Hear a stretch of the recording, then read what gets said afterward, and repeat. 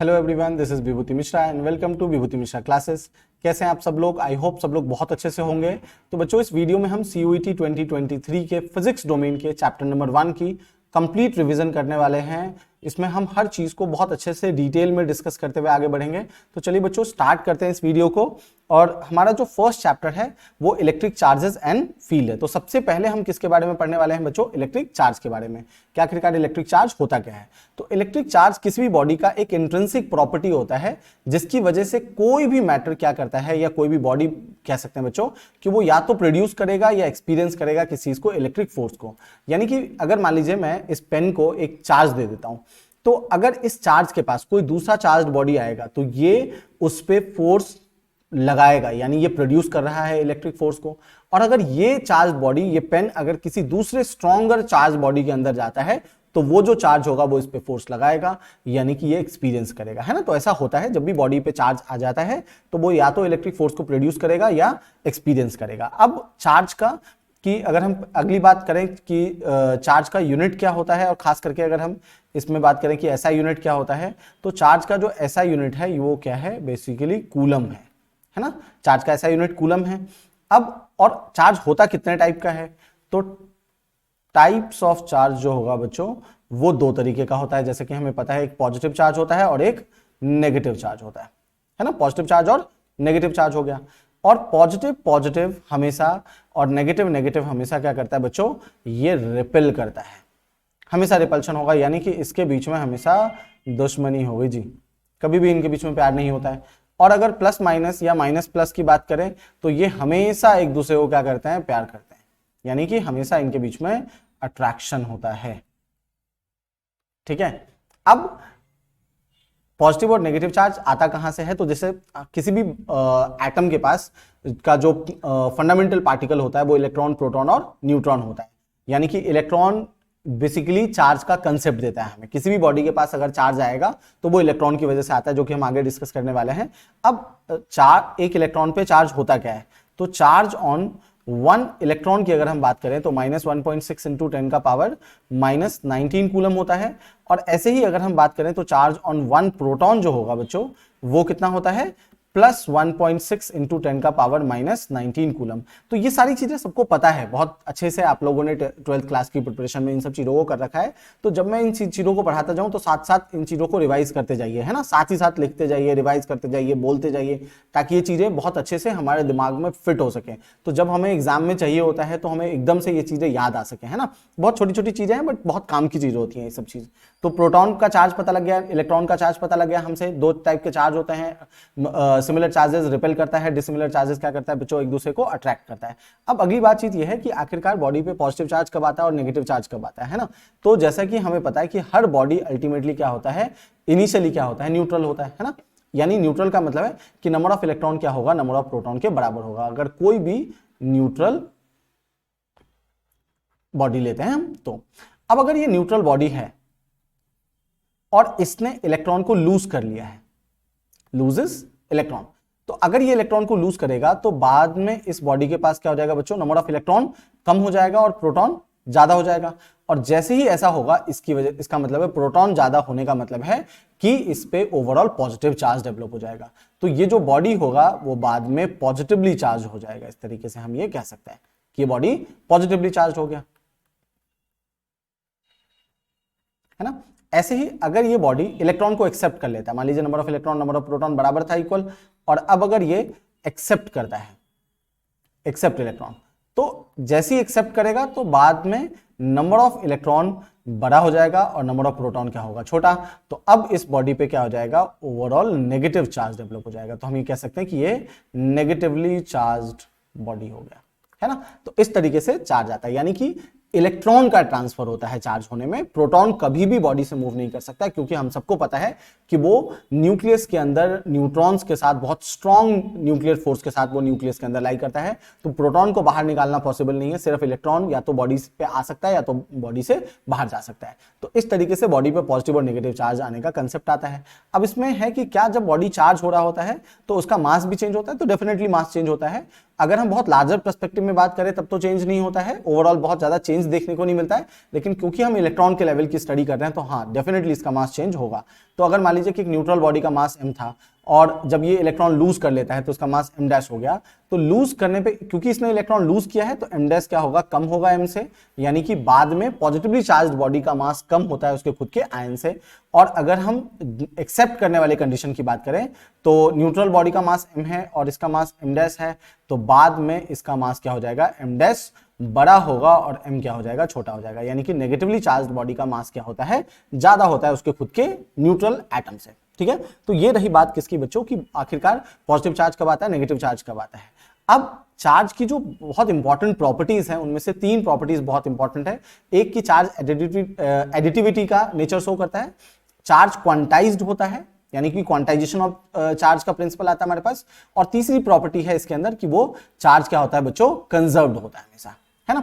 अब additivity of charge का क्या मतलब होता है, इस नेचर का क्या मतलब होता है बॉडी का, कि अगर ये कहता है कि कोई भी एक सिस्टम है अगर, और सिस्टम में अगर अलग अलग जगह पे बहुत सारे अलग अलग चार्जेस हैं, तो जो ओवरऑल चार्ज आएगा बॉडी पे वो बेसिकली क्या होगा, हर चार्ज का एक अलजेब्रिक सम होगा। यानी कि अगर हमारे पास ये कोई बॉडी है और इसमें यहाँ पे चार्ज Q1 है, यहाँ पे Q2 है नेगेटिव का, यहाँ पे बॉडी पे क्या है Q3 है, और ये क्या है बच्चों Q4 है, तो जो Q नेट इस पे अपीयर होगा उस बॉडी पे, जो नेट चार्ज अपीयर होगा that is Q1 plus minus का Q2 प्लस Q3 और प्लस का क्या हो जाएगा Q4, यानी कि नेट चार्ज उन सारे चार्जेस का अलजेब्रिक सम होता है, that is basically additivity of electric charge.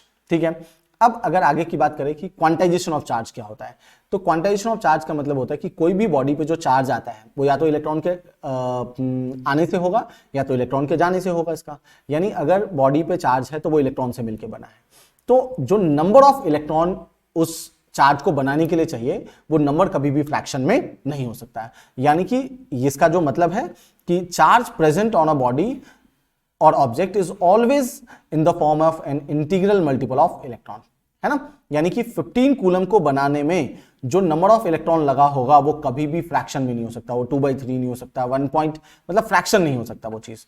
So Q can be represented as Q equals to plus minus NE, where N क्या है बच्चों, ये है नंबर ऑफ इलेक्ट्रॉन, है ना। और ये कभी भी 1 हो सकता है, 2 हो सकता है, 3 हो सकता है एंड सो ऑन, कोई भी बड़ी वैल्यू हो सकती है, लेकिन कभी भी ये 1/2 नहीं हो सकता है, 3/2 नहीं हो सकता है, 5/4 नहीं हो सकता, यानी ये फ्रैक्शन में पॉसिबल नहीं है। और ये E क्या है बच्चों, that is charge on 1 electron, एक इलेक्ट्रॉन, और इसकी वैल्यू हमें पता है -1.6 इंटू 10 का पावर -19 कूलम, है ना। तो बस हमें ये पता होना चाहिए कि किसी बॉडी के पास कितने नंबर ऑफ इलेक्ट्रॉन्स हैं, तो हम उस पर नेगेटिव चार्ज कैलकुलेट कर सकते हैं, कितना नंबर ऑफ प्रोटॉन है तो उस पर हम पॉजिटिव चार्ज कैलकुलेट कर सकते हैं, और अगर इलेक्ट्रॉन का ट्रांसफर हुआ है तो नंबर ऑफ ट्रांसफर्ड इलेक्ट्रॉन से हम पॉजिटिव और नेगेटिव चार्ज को कैलकुलेट कर सकते हैं। सो this is what basically quantization of charge, कि किसी भी बॉडी पे जो नेट चार्ज है वो उसको लाने में जो नंबर ऑफ इलेक्ट्रॉन्स की जो रिक्वायरमेंट हुई है वो नंबर ऑफ इलेक्ट्रॉन कभी भी फ्रैक्शन में नहीं हो सकता। तो ये क्वांटाइजेशन ऑफ चार्ज कहता है बच्चों। नेक्स्ट प्रॉपर्टी है कंजर्वेशन ऑफ चार्ज की, कि किसी भी आइसोलेटेड सिस्टम के अंदर जो नेट चार्ज होगा वो कभी भी चेंज नहीं हो सकता। और दूसरे टर्म्स में हम ऐसे भी कह सकते हैं कि किसी चार्ज कभी भी क्रिएट नहीं कर सकते, डिस्ट्रॉय नहीं हो सकता। जाहिर सी बात है, इलेक्ट्रॉन को कोई क्रिएट थोड़ी कर सकता है, ना डिस्ट्रॉय कर सकता है। सिर्फ हम इलेक्ट्रॉन को एक बॉडी से दूसरे बॉडी पे ट्रांसफर कर देते हैं, और उस ट्रांसफर से क्या होता है, एक बॉडी पे पॉजिटिव चार्ज आ जाता है और एक बॉडी पे नेगेटिव चार्ज आ जाता है। So this is what basically conservation of charge. तो आप इसको यहां से पढ़ सकते हैं कि कंजर्वेशन ऑफ चार्ज क्या कहता है, कि charge can neither be created and nor it can be destroyed, they can only be transferred from one body to another body। ठीक है, और इसको इस तरीके से समझ सकते हैं कि मान लीजिए हमारे पास एक सिस्टम है, और ये आइसोलेटेड सिस्टम की बात कर रहा हूं मैं, आइसोलेटेड सिस्टम, यानी कि इस बाउंड्री के अंदर जितनी भी बॉडीज होंगी उनका तो आपस में इंटरेक्शन होगा, और उसका किसी उस बाउंड्री के बाहर कोई भी बॉडी होता है, चाहे चार्ज बॉडी हो चाहे ना हो, उसके साथ उसका कोई इंटरेक्शन नहीं होगा। और इसमें मान लीजिए हमारे पास कोई 3 बॉडीज हैं, A, B और ये C, और A पे जो पहले चार्ज है वो 2 कूलम का है, इस पे मान लीजिए -10 कूलम का चार्ज है,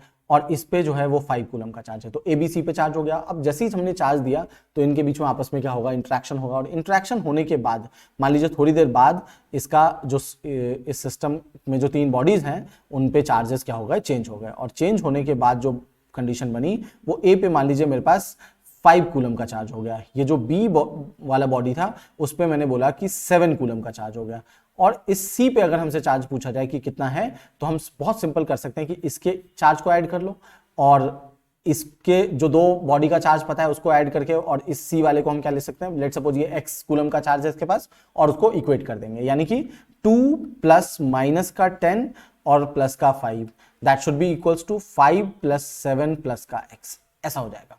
ठीक है, तो ये रही बात। अब इसको अगर हम सॉल्व कर दें बच्चों, कि सॉल्व करके कितना आ गया, ये कहां चला गया, अगर हम इसको सॉल्व कर दें क्या करके यार, ये कितना हो गया, तो 5 और 2 7 माइनस, तो ये -3 कूलम हो गया, और ये हमारे पास क्या हो गया 12 कूलम प्लस x, तो अगर हम x की बात करें तो -15 कूलम का चार्ज आ जाएगा किस पे, C वाले बॉडी पे। तो ये रही बात किसकी, कंजर्वेशन ऑफ चार्ज की, कि आखिरकार कंजर्वेशन ऑफ चार्ज किस तरीके से वर्क करता है। ठीक है, अब अगर हम इसमें नेक्स्ट चीज की बात करें चार्ज से रिलेटेड, तो ये कहता है कि ये तो हमने पढ़ लिया कि चार्ज की प्रॉपर्टी क्या है, कितने टाइप्स के चार्जेस होते हैं, पॉजिटिव चार्ज कब होता है, नेगेटिव चार्ज कब होता है, लेकिन वो जो पॉजिटिव चार्ज और नेगेटिव चार्ज होने के लिए जो इलेक्ट्रॉन का ट्रांसफर करना पड़ा था, आखिरकार ये इलेक्ट्रॉन का ट्रांसफर होगा कैसे, है ना, यानी उस बॉडी को हम चार्ज कर कैसे सकते हैं, मैनुअली तो कोई कर नहीं सकता इस चीज को, यानी कि मैनुअली का मतलब है मेरा कि कोई ऐसा तो नहीं हो सकता ना कि एक इलेक्ट्रॉन को हाथ से पकड़ेगा और दूसरे बॉडी को ट्रांसफर कर देगा, है ना। तो उसके लिए हम कुछ मेथड्स को फॉलो करते हैं, जिसमें से 3 मेथड्स को बहुत ज्यादा फॉलो किया जाता है, मतलब 3 मेथड से हम इन चीजों को लाते हैं। एक होता है हमारे पास फ्रिक्शन का मेथड, बाय फ्रिक्शन हम बॉडी को चार्ज कर सकते हैं, एक होता है कंडक्शन, और एक होता है हमारे पास बच्चों इंडक्शन, है ना। So friction, conduction and induction, these 3 are the methods जिसके थ्रू हम बॉडी को क्या कर सकते हैं, चार्ज कर सकते हैं। अब बहुत बाय फ्रिक्शन की अगर हम बात करें तो ये बहुत ऐसा है जिसको हमने पहले से भी पढ़ रखा है, बचपन में 10th क्लास में 12th क्लास में पढ़ाया गया है कि, तो इसमें होता क्या है बेसिकली, जो हमने पढ़ा है उसको हम अगर रिकॉल करना हो, कि अगर हम किसी भी 2 बॉडी को आपस में रब करते हैं, है ना, तो क्या होता है, एक बॉडी जिसकी टेंडेंसी होती है इलेक्ट्रॉन लूज करने की, वो इलेक्ट्रॉन लूज कर देता है, और दूसरी बॉडी जिसकी टेंडेंसी होगी इलेक्ट्रॉन गेन करने की, वो गेन कर लेगा, और इस प्रोसेस में जो लूज करता है उस पर पॉजिटिव चार्ज और जो गेन करता है उस पर नेगेटिव चार्ज आएगा। जैसे कि अगर एक एग्जांपल की बात करें, तो अगर मान लीजिए कि हमारे पास एक ग्लास रॉड लेते हैं, ग्लास रॉड लिया और इसको सिल्क के क्लॉथ के साथ रब करो आपस में, है ना, आपस में अगर हम रब करते हैं तो रब करने के बाद बाय कन्वेंशन हम ये कह सकते हैं कि जो ग्लास रॉड होता है वो कैसा चार्ज एक्वायर कर लेगा बच्चों, पॉजिटिवली चार्ज। ये glass rod positively charge acquire कर लेगा, और ये जो सिल्क का क्लॉथ है ना, इस पे नेगेटिवली चार्ज आ जाता है। ऐसे एक और एग्जांपल ले सकते हैं कि अगर हमारे पास प्लास्टिक रॉड है और कैट्स का फर है, उसके साथ हम अगर आपस में रब करते हैं तो प्लास्टिक रॉड पे क्या आ जाता है बच्चों, नेगेटिवली चार्ज, और कैट्स फर पे क्या होता है, पॉजिटिवली चार्ज, मतलब पॉजिटिव चार्ज आ जाता है उस पे। तो बाय फ्रिक्शन हम इस तरीके से करते हैं, और फ्रिक्शन में बेसिकली क्या होता है कि क्यों इस तरीके से इलेक्ट्रॉन का ट्रांसफर होता है, तो जब हम 2 चीजों को आपस में रब करते हैं, है ना, तो रब करने से क्या होता है, हीट जनरेट होता है, और वो हीट क्या करता है, इलेक्ट्रॉन को, जिस बॉडी की टेंडेंसी है इलेक्ट्रॉन लूज करने की, उसका इलेक्ट्रॉन उस हीट से एनर्जी लेकर के बाहर निकल जाता है उस बॉडी से, और दूसरे बॉडी पे क्या होता है, ट्रांसफर हो जाता है। तो ये रही बात किसकी, चार्ज बाय फ्रिक्शन की। अब अगर हम नेक्स्ट मेथड की बात करें, तो नेक्स्ट मेथड क्या है हमारे पास बच्चों, चार्ज बाय कंडक्शन। अब कंडक्शन में किस तरीके से काम करता है, तो कंडक्शन में हमें 2 बॉडी को कॉन्टेक्ट में रखना पड़ेगा। इंपॉर्टेंट यह है कि 2 बॉडी आपस में क्या होना चाहिए, कांटेक्ट में होना चाहिए। कैसे, कि अगर एक मेटालिक स्फीयर लिया हमने, ठीक है, और इसको हमें क्या करना पड़ेगा, इनिशियली एक इंसुलेटिंग स्टैंड पे डालना पड़ेगा। ये क्या है बच्चों, इंसुलेटिंग स्टैंड। तो हमें इंसुलेटिंग स्टैंड पे डालना पड़ेगा, और ये किस लिए डालना पड़ता है इंसुलेटिंग स्टैंड पे, ताकि अर्थ के साथ इसका कोई कनेक्शन ना हो, ताकि जो एक्सेस ऑफ चार्ज हो वो अर्थ के अंदर मूव ना कर सके। ठीक है, अब इंसुलेटिंग स्टैंड पे हमने रख दिया, और जैसे कि हमने फ्रिक्शन बाय फ्रिक्शन में पढ़ा था कि अगर हम ग्लास रॉड को रब करते हैं सिल्क क्लॉथ के साथ, तो मान लीजिए ग्लास रॉड के पास क्या आ जाता है, पॉजिटिव चार्ज आता है। तो उसी पॉजिटिव चार्ज को लेकर के आए और इसके साथ हमने क्या कर दिया बच्चों, ऐसे टच कर दिया, और ये पॉजिटिवली चार्ज है। तो जैसे ही ये बॉडी पॉजिटिवली चार्ज बॉडी इसके साथ कांटेक्ट में आएगा, और ये क्या था, कंडक्टर। तो कंडक्टर के पास जैसा कि हमें पता है कि इलेक्ट्रॉन्स हैं, तो अब ये जो इसके जो इलेक्ट्रॉन्स होंगे उसको वो क्या करेगा, ये पॉजिटिव चार्ज अट्रैक्ट करेगा अपनी तरफ, तो ये जो इलेक्ट्रॉन होगा वो इससे इसमें ट्रांसफर हो जाएगा, और जैसे ही इलेक्ट्रॉन कंडक्टर से इस बॉडी में जो पॉजिटिवली चार्ज रॉड था, ग्लास रॉड, उसमें जैसे ही ट्रांसफर होगा तो इस कंडक्टर के पास क्या हो जाएगा, इलेक्ट्रॉन डेफिशिएंट हो जाएगा। और जैसे ही इलेक्ट्रॉन डेफिशिएंट होगा तो ये जो बॉडी है ये क्या बन जाएगा बच्चों, पॉजिटिवली चार्ज बन जाएगा, क्योंकि अब इलेक्ट्रॉन डेफिशिएंट हो गया तो अब इसके पास क्या हो गया, प्रोटॉन ज्यादा है, यानी कि पॉजिटिव चार्ज हो जाएगा। तो याद रखने की बात यह है, इसके अंदर इंपॉर्टेंट यह है कि कंडक्शन में सेम चार्ज अपीयर होता है यहाँ पे, है ना। तो अगर हमने एक सिंगल बॉडी को लिया है, अनचार्ज है, और उसको अगर हम किसी चार्ज बॉडी से टच करते हैं तो सेम चार्ज उस पर क्या हो जाएगा, डेवलप हो जाएगा। यही सेम चीज होता है कि अगर हम इसको नेगेटिवली चार्ज बॉडी के साथ अगर हम कॉन्टैक्ट में लाते हैं, मान लो ये नेगेटिवली चार्ज बॉडी है और इसके साथ हम कॉन्टैक्ट में लाते हैं और ये अभी भी क्या है, इंसुलेटिंग स्टैंड पे ऐसे रखा हुआ है, तो अब इस केस में क्या होता है बच्चों कि इलेक्ट्रॉन का ट्रांसफर हो जाएगा। ये जो नेगेटिव चार्ज है वो इसमें ट्रांसफर हो जाएगा इसका। तो जैसे ही इलेक्ट्रॉन इसमें ट्रांसफर होगा तो अब ये बॉडी क्या हो जाएगा, ये नेगेटिव चार्ज हो जाएगा इसका। तो इस तरीके से कंडक्शन में चार्ज फ्लो कर जाता है ना, इस तरीके से। अब सवाल है कि चार्ज कब तक फ्लो करता रहेगा, तो इसमें ध्यान रखने की बात ये होती है कंडक्शन वाले में कि चार्ज फ्लो करता है from a body which is at higher potential to a body which is at lower potential. अब ये पोटेंशियल नया वर्ड है अभी के लिए, तो अभी के लिए इतना ध्यान रखते हैं कि कंडक्शन में एक चार्ज बॉडी को जब भी हम एक अनचार्ज बॉडी के साथ कांटेक्ट में लाएंगे तो जो चार्ज बॉडी होगा उसमें या तो इलेक्ट्रॉन आ जाएगा और या तो उससे इलेक्ट्रॉन चला जाएगा इसका, और इस तरीके से बाय कंडक्शन हम बॉडी को चार्ज कर सकते हैं। और इसमें सेम नेचर का चार्ज आता है, तो अगर पॉजिटिवली चार्ज बॉडी को टच कर रहे हो तो जिसके साथ टच करोगे उसमें पॉजिटिव चार्ज आएगा, और अगर नेगेटिवली चार्ज बॉडी को टच करते हो अनचार्ज बॉडी के साथ तो उसमें अनचार्ज बॉडी पे नेगेटिव चार्ज आता है। So these are the method. और सेकेंड मेथड की बात करी हमने। अब जो थर्ड मेथड है जो सबसे ज्यादा इंपॉर्टेंट है हमारे लिए, वो क्या है, चार्ज बाय इंडक्शन, यानी चार्ज इंड्यूस हो जाता है। इसमें दो डिफरेंट मेथड्स होते हैं जिसको फॉलो किया जाता है। एक होता है बाय विद अर्थिंग और दूसरा होता है विदाउट अर्थिंग, है ना। तो पहले हम डिस्कस करने वाले हैं कि आखिरकार किसी बॉडी को इंडक्शन, यानी कि इसमें कोई कॉन्टैक्ट नहीं होगा, नो कॉन्टैक्ट, यानी कि एक चार्ज बॉडी और एक अनचार्ज बॉडी के बीच में कोई कांटेक्ट नहीं होता है, फिर भी अनचार्ज बॉडी चार्ज हो जाता है। तो पहला मेथड है जिसमें कि हम अर्थिंग के थ्रू क्या करेंगे, बॉडी को चार्ज करेंगे। तो अर्थिंग के थ्रू बॉडी को कैसे चार्ज कर सकते हैं, तो मान लीजिए कि एक न्यूट्रल बॉडी है ये, और इस न्यूट्रल बॉडी को हमने एक इंसुलेटिंग स्टैंड पे डाल दिया, है ना। तो अभी क्या है बच्चों, इसमें नंबर ऑफ इलेक्ट्रॉन्स और नंबर ऑफ प्रोटॉन्स क्या है, बराबर है इसके अंदर, इस बॉडी के पास। और ये हम एक चार्ज रॉड लेकर के आ गए, तो मान लीजिए ये पॉजिटिवली चार्ज है ना। तो जैसे ही पॉजिटिवली चार्ज बॉडी को इस स्फीयर के पास में लेकर के आएंगे तो ये सारे इलेक्ट्रॉन को क्या कर लेगा, इधर की तरफ पुल कर लेगा, और इसका जो पॉजिटिव चार्ज का इन्फ्लुएंस, पॉजिटिव चार्ज जो होगा उसका इन्फ्लुएंस दूसरे साइड चला जाएगा इस तरीके से। तो ये चार्जेस का सेपरेशन आ गया। क्या ये बॉडी चार्ज हो गया, तो आंसर है नहीं, अभी चार्ज नहीं हुआ है बॉडी। तो हम और क्या करेंगे, इस बॉडी को इसके और करीब लेकर के आते हैं, इतना करीब कि आपस में टच नहीं होगा, बट बहुत दूर भी नहीं होता ये इससे। यानी कि अगर मान लीजिए कि मैं इसको इतने करीब ले आता हूं पॉजिटिव चार्ज बॉडी को, बहुत करीब, तो अब क्या होगा कि इतना पास लाने से जो ये नेगेटिव चार्ज था, ये जो इलेक्ट्रॉन्स थे, ये सरफेस पे आ जाएगा। अब ये ध्यान रखने की बात इसमें कि इसमें कोई कांटेक्ट नहीं है, तो ये एयर में तो ट्रैवल कर नहीं सकता, इसलिए इस बॉडी के पास इलेक्ट्रॉन आता नहीं है, इसमें कोई ट्रांसफर नहीं होगा जब तक वो टच नहीं करेगा।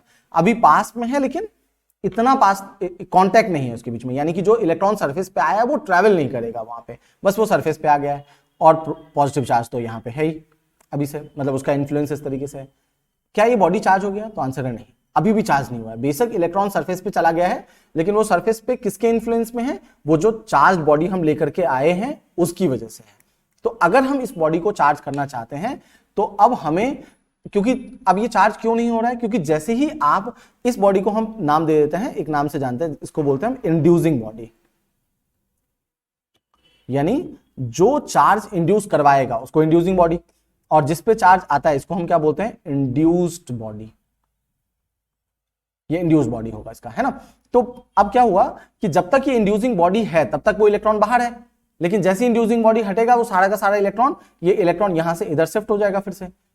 तो बॉडी चार्ज हुआ कैसे, तो अब अगर हम ये चाहते हैं कि ये शिफ्ट ही ना हो अंदर, तो इसके लिए हमें क्या करना पड़ेगा, जो उसको अंदर खींच रहा था, यानी कि ये जो प्रोटॉन्स हैं ये जो पॉजिटिव चार्ज है ये इस इलेक्ट्रॉन को अंदर खींच रहा है, उसको न्यूट्रलाइज करना पड़ेगा। और इसके लिए हमारे पास हम क्या करते हैं, इसको अर्थ से कनेक्ट कर देते हैं। तो जैसे ही आप अर्थ से कनेक्ट करोगे, इलेक्ट्रॉन यहां से आएगा और इन प्रोटॉन्स को न्यूट्रलाइज कर देगा। और जैसे ही न्यूट्रलाइज करेगा तो इसके पास क्या हो जाएगा बच्चों, नेगेटिव चार्ज डेवलप हो जाएगा। और अब अगर आप ध्यान से देखो तो कंडक्शन में क्या था, सेम चार्ज डेवलप होता था आफ्टर कंडक्शन। अनचार्ज बॉडी पे वैसा ही चार्ज होता था जैसा कि जो हम टच करते थे चार्ज बॉडी उसके जैसा। इसमें ऑपोजिट है, तो इसमें इंड्यूसिंग बॉडी पे अगर पॉजिटिव है तो इंड्यूस्ड बॉडी पे क्या आ गया, नेगेटिव चार्ज आ गया। और यही सेम प्रोसेस उल्टा होता है अगर हम नेगेटिव चार्ज बॉडी को लेकर के आते हैं। तो अगर ये मान लीजिए कि हमारे पास स्फीयर है और अगर आप इसके पास एक नेगेटिवली चार्ज बॉडी लेकर के आते हो, तो मैं आपको बहुत जल्दी से बता देता हूं कि ये अब इसमें क्या होगा कि ये जो जितने भी पॉजिटिव चार्ज है वो तो यहां आ जाएगा, पॉजिटिव चार्ज सब यहां आ जाएगा और इलेक्ट्रॉन यहां चला जाता है इसका। अब जैसे ही आप इसको अर्थ से कनेक्ट करोगे तो इसमें क्या होगा, ये जो इलेक्ट्रॉन है ये अर्थ के अंदर चला जाएगा और ये बॉडी बाद में क्या हो जाएगा बच्चों, पॉजिटिवली चार्ज हो जाएगा। तो बाय इंडक्शन हम इस तरीके से बॉडी को चार्ज कर सकते हैं विद अर्थिंग। अब इसमें दूसरा जो एक कंसेप्ट है वो है विदाउट अर्थिंग। अब इसमें देख लेते हैं, बहुत छोटी सी चीज है, जल्दी से इसको भी डिस्कस कर लेते हैं। तो विदाउट अर्थिंग कैसे होता है, जिसमें हम क्या करेंगे कि एक स्फीयर लिया, इसको हम कॉन्टेक्ट में रखते हैं, सॉरी इंसुलेटिंग स्टैंड पे रख दिया और इसके साथ कांटेक्ट में एक दूसरा मेटल बॉडी भी रख लेते हैं हम इस तरीके से, और इसको भी हम क्या करते हैं इस तरीके से इंसुलेटिंग स्टैंड पे डाल देते हैं। और दोनों ही क्या है, इनिशियली अभी अनचार्ज है। और इसके पास हम क्या करेंगे बच्चों, एक मान लीजिए कि पॉजिटिव चार्ज रॉड लेकर के हमें आ गया। तो ये जो पॉजिटिव चार्ज होगा ये क्या करेगा, ये सारे इलेक्ट्रॉन को, मतलब सारे इलेक्ट्रॉन की बात कर रहा हूं, जो फर्स्ट बॉडी है और जो सेकेंड बॉडी है, फर्स्ट बॉडी के इलेक्ट्रॉन को भी यहां ले आएगा और जो सेकेंड बॉडी था उसके भी इलेक्ट्रॉन को अपनी तरफ पुल करेगा। और क्योंकि ये आपस में कांटेक्ट में है तो इलेक्ट्रॉन यहां से यहां जा सकता है, तो सारा इलेक्ट्रॉन यहां आ जाएगा और थोड़ी देर के लिए हम ये कह सकते हैं कि जितने भी पॉजिटिव चार्ज का इंपैक्ट है वो सब यहां चला जाएगा ड्यू टू रिपल्शन, ऐसा मान सकते हैं। तो बेसिकली मूवमेंट किसका हुआ है, सेकेंड बॉडी के इलेक्ट्रॉन का फर्स्ट बॉडी में इस तरीके से ट्रांसफर हो गया। तो पूरा का पूरा नेगेटिव चार्ज इस साइड डेवलप हो जाता है और पूरा का पूरा पॉजिटिव चार्ज इस साइड डेवलप हो जाएगा, ऐसा हो गया। अब इस इंड्यूसिंग बॉडी को, ये जो इंड्यूसिंग बॉडी है, यहां रखते हुए बहुत चुपके से अगर आप सेकेंड बॉडी को थोड़ा सा इधर स्लाइड कर दो, यानी इनके बीच में गैप कर दो, मान लीजिए बहुत चुपके से हमने क्या किया, ऐसा नहीं बहुत जल्दी, बहुत चुपके से उसको रखते हुए धीरे धीरे धीरे धीरे स्लाइड कर दो, हल्का स्लाइड कर दो ताकि गैप आ जाए, यानी अब कोई चार्ज का मूवमेंट ना हो। तो अब क्या होगा कि अब जो ये नेगेटिव चार्ज यहां डेवलप हुआ था वो यहीं रह जाएगा और जो पॉजिटिव चार्ज यहां डेवलप हुआ था वो यहीं रह जाएगा। और अब अगर आप इस इंड्यूसिंग बॉडी को हटा भी देते हो यहां से, तो इस पे ओवरऑल क्या, इस फर्स्ट बॉडी पे ओवरऑल नेगेटिव चार्ज और सेकेंड बॉडी पे क्या आ जाएगा, ओवरऑल पॉजिटिव चार्ज आ जाएगा, जिसको कि हम यहां से बाहर की तरफ इस तरीके से रिप्रेजेंट कर देते हैं। देखिए कैसे, यहां पे बाहर के साइड हम इस तरीके से रिप्रेजेंट कर देंगे कि इस पे नेगेटिव चार्ज आ गया और इस पे क्या आ गया, पॉजिटिव चार्ज आ गया। ठीक है, तो ये मेथड है चार्ज करने का कि आखिरकार बॉडी को कैसे चार्ज किया जा सकता है। तो इंडक्शन में ये ध्यान रखना है कि अगर आप चार्ज बॉडी लेकर के आते हो तो एक साइड उसका ऑपोजिट और उस साइड उसी के जैसा चार्ज डेवलप हो जाता है। और अगर परमानेंटली चार्ज लाना है हमें बॉडी को, तो या तो अर्थ करना पड़ेगा या तो विदाउट अर्थिंग करना चाहते हैं तो दूसरा कंडक्टिंग बॉडी हमें उसके साथ कॉन्टेक्ट में रखना पड़ेगा। ठीक है, तो ये रही बात किसकी, कि चार्ज की पूरी कहानी जो है वो यही है कि आखिरकार चार्ज होता क्या है, यूनिट क्या था, कितने टाइप्स के चार्ज होते हैं, कैसे बॉडी पॉजिटिवली चार्ज और नेगेटिवली चार्ज होता है, ये डिस्कस कर लिया हमने, प्रॉपर्टीज की बात कर ली हमने, और हम कैसे बॉडी को चार्ज कर सकते हैं ये डिस्कस कर लिया। ठीक है, अब चार्ज करता क्या है आखिरकार, तो चार्ज आपस में क्या करता है, फोर्स लगाता है। यानी दो चार्ज अगर आपस में है तो वो एक दूसरे पे क्या करेगा, फोर्स लगाएगा बच्चों, है ना। और उस फोर्स के बारे में हमें किसने बताया था, कूलम साहब ने बताया था। तो कूलम्स लॉ से हमें अब क्या करना है, बेसिकली स्टार्ट करना है। जो मेजॉरिटी ऑफ द पार्ट है वो यहीं से स्टार्ट होगा। तो कूलम्स लॉ क्या कहता है कि अगर ये हमारे पास कोई पॉइंट चार्ज Q1 है और ये कोई दूसरा पॉइंट चार्ज क्या है, Q2 है, तो और इनके बीच में क्या है, आपस में डिस्टेंस मान लो R है ना। तो ये क्या हो सकता है, सिमिलर चार्ज भी हो सकता है। और कई बार ऐसा हो सकता है कि मान लीजिए ये -Q1 है और ये क्या हो गया, प्लस का Q2 हो गया, और सेम सेपरेशन पे अभी भी रखा हुआ है, R सेपरेशन पे। तो पहले वाले कंडीशन में क्या होगा कि दोनों ही एक दूसरे को रिपेल करेगा, यानी पे Q1 पे इधर फोर्स लगेगा तो इसको हम बोल सकते हैं F12, और Q2 पे जो फोर्स लगेगा वो इधर लगेगा, यानी कि इसको हम क्या बोल सकते हैं, F21। और ऐसे ही अगर मैं ऑपोजिट वाले में minus q one minus q two की बात करें तो Q1 पे फोर्स इधर लगेगा दैट इज F12 और Q2 पे जो फोर्स लग रहा है बच्चों वो इधर लग रहा है दैट इज F21। तो डायरेक्शन हमने देखने पे मिला कि चाहे वो प्लस प्लस हो माइनस माइनस हो प्लस माइनस हो, जो दोनों बॉडी पे जो फोर्स लगता है, तो दोनों बॉडी एक दूसरे पे फोर्स लगाता है और जो डायरेक्शन ऑफ फोर्स होता है वो हमेशा दोनों बॉडी के लाइन ज्वाइनिंग में होता है and they are always in opposite direction, हमेशा ऑपोजिट डायरेक्शन में होगा। और प्रैक्टिकली इस बात को देखा गया कि इन दोनों पे जो लगने वाला मतलब जो Q1 Q2 पे फोर्स लगाएगा और जो Q2 Q1 पे फोर्स लगाएगा वो दोनों ही मैग्नीट्यूड में क्या होता है, सेम होता है। तो उसको कैलकुलेट कैसे कर सकते हैं, उसी को कैलकुलेट करने के लिए आफ्टर so many of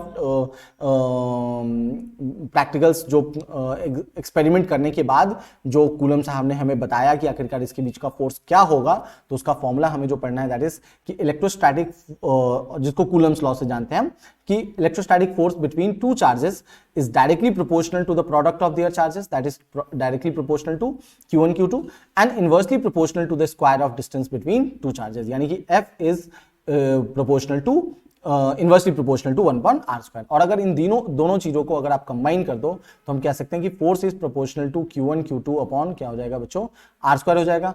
और अगर मैं प्रोपोर्शनैलिटी का साइन हटा दूं तो यहां पे एक कांस्टेंट K आता है that is Q1 Q2 by r²। ये फोर्स की वैल्यू हो गई। और ये जो K है यहाँ पे, ये K क्या है, बेसिकली इस K की अगर हम बात करें तो ये प्रोपोर्शनैलिटी कांस्टेंट है जो मीडियम टू मीडियम क्या होता है, वेरी करता है ना। तो इसको हम बोल सकते हैं प्रोपोर्शनैलिटी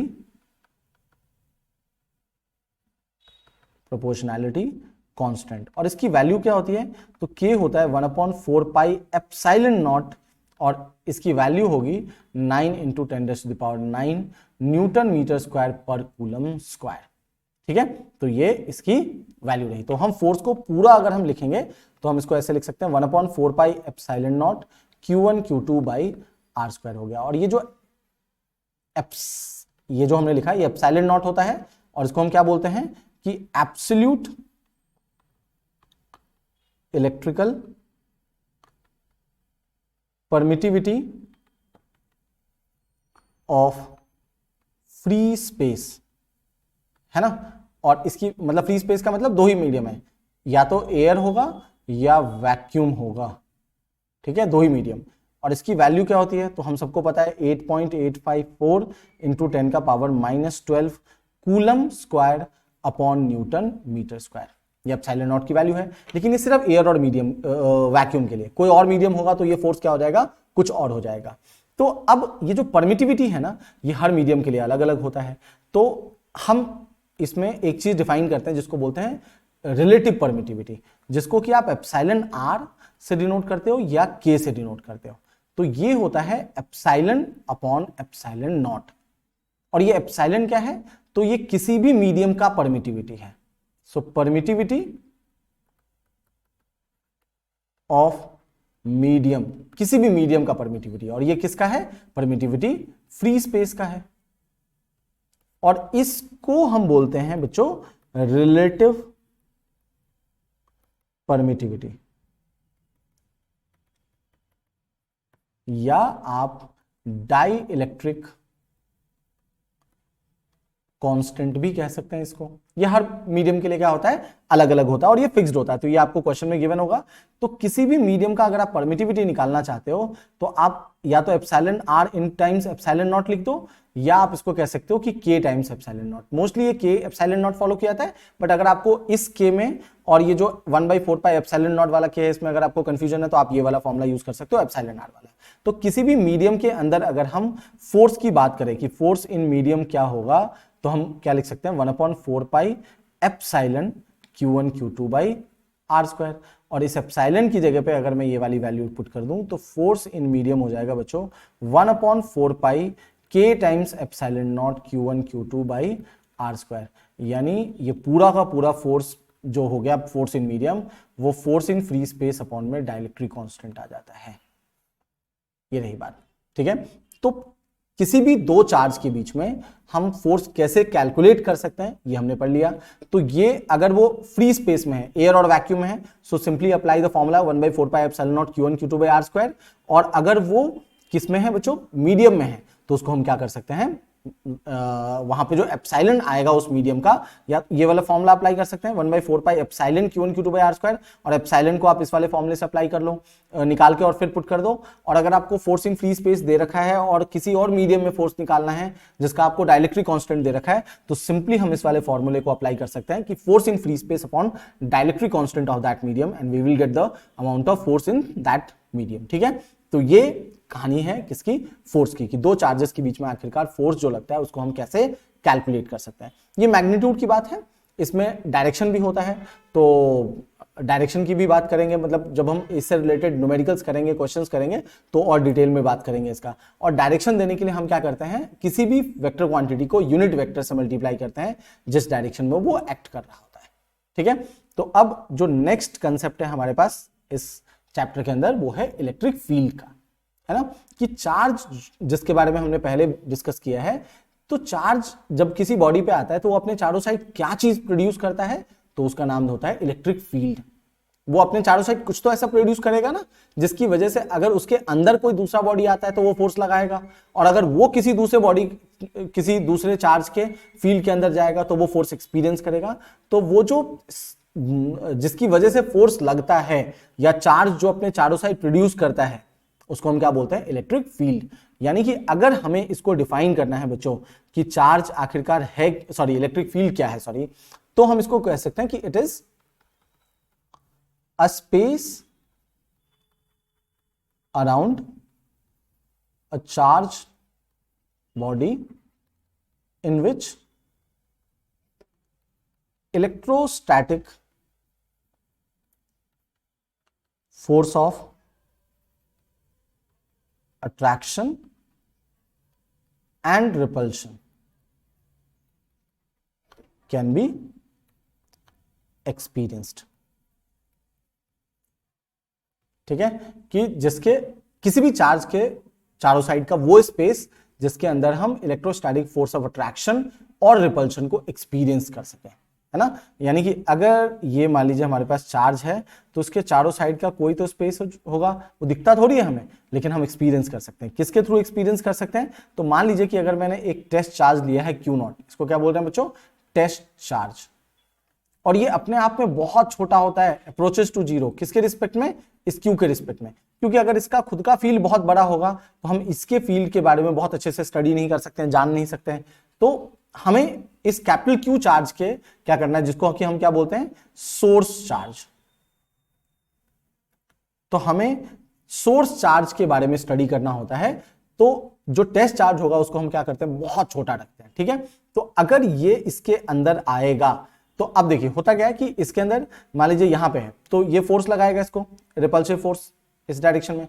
अब अगर ये Q0 यहां है तो फोर्स अलग लगेगा, और अगर यही Q0 यहां आ जाता है तो ये अब इस पे क्या करेगा, अलग फोर्स लगाएगा, ज्यादा फोर्स लगाएगा, है ना। तो इलेक्ट्रिक फील्ड तो हो गया चार्ज के चारों साइड का वो स्पेस जिसके अंदर फोर्स लगेगा। अब अलग अलग पॉइंट पे क्या होता है, ये जो फोर्स की वैल्यू होती है वो अलग अलग होती है, यानी कि जो फील्ड की स्ट्रेंथ होगी वो अलग अलग पॉइंट पे अलग अलग होगी, है ना। तो उस फील्ड की स्ट्रेंथ को कैलकुलेट करने के लिए जो जिस चीज को हम डिफाइन करते हैं वो होता है हमारे पास क्या चीज, electric field intensity. Electric field intensity, ठीक है, कि इलेक्ट्रिक फील्ड इंटेंसिटी बेसिकली हमें स्ट्रेंथ बताता है कि चार्ज का स्ट्रेंथ कितना है वहां पे किसी भी पॉइंट पे। तो वो स्ट्रेंथ कैसे पता लगता है कि अगर मान लो फोर्स ज्यादा लग रहा है तो ज्यादा इलेक्ट्रिक फील्ड की स्ट्रेंथ है, और कम फोर्स लगेगा तो कम होगा। तो इसको हम जो डिफाइन करते हैं वो इसके साथ कि the force applied by source charge on test charge per unit test charge, यानी कि किसी भी एक जगह पे वो जो सोर्स चार्ज है वो 1 कूलम पे कितना फोर्स लगाएगा उसको आप कैलकुलेट कर लो, वो आपको क्या दे देता है, स्ट्रेंथ दे देता है उस इलेक्ट्रिक फील्ड की।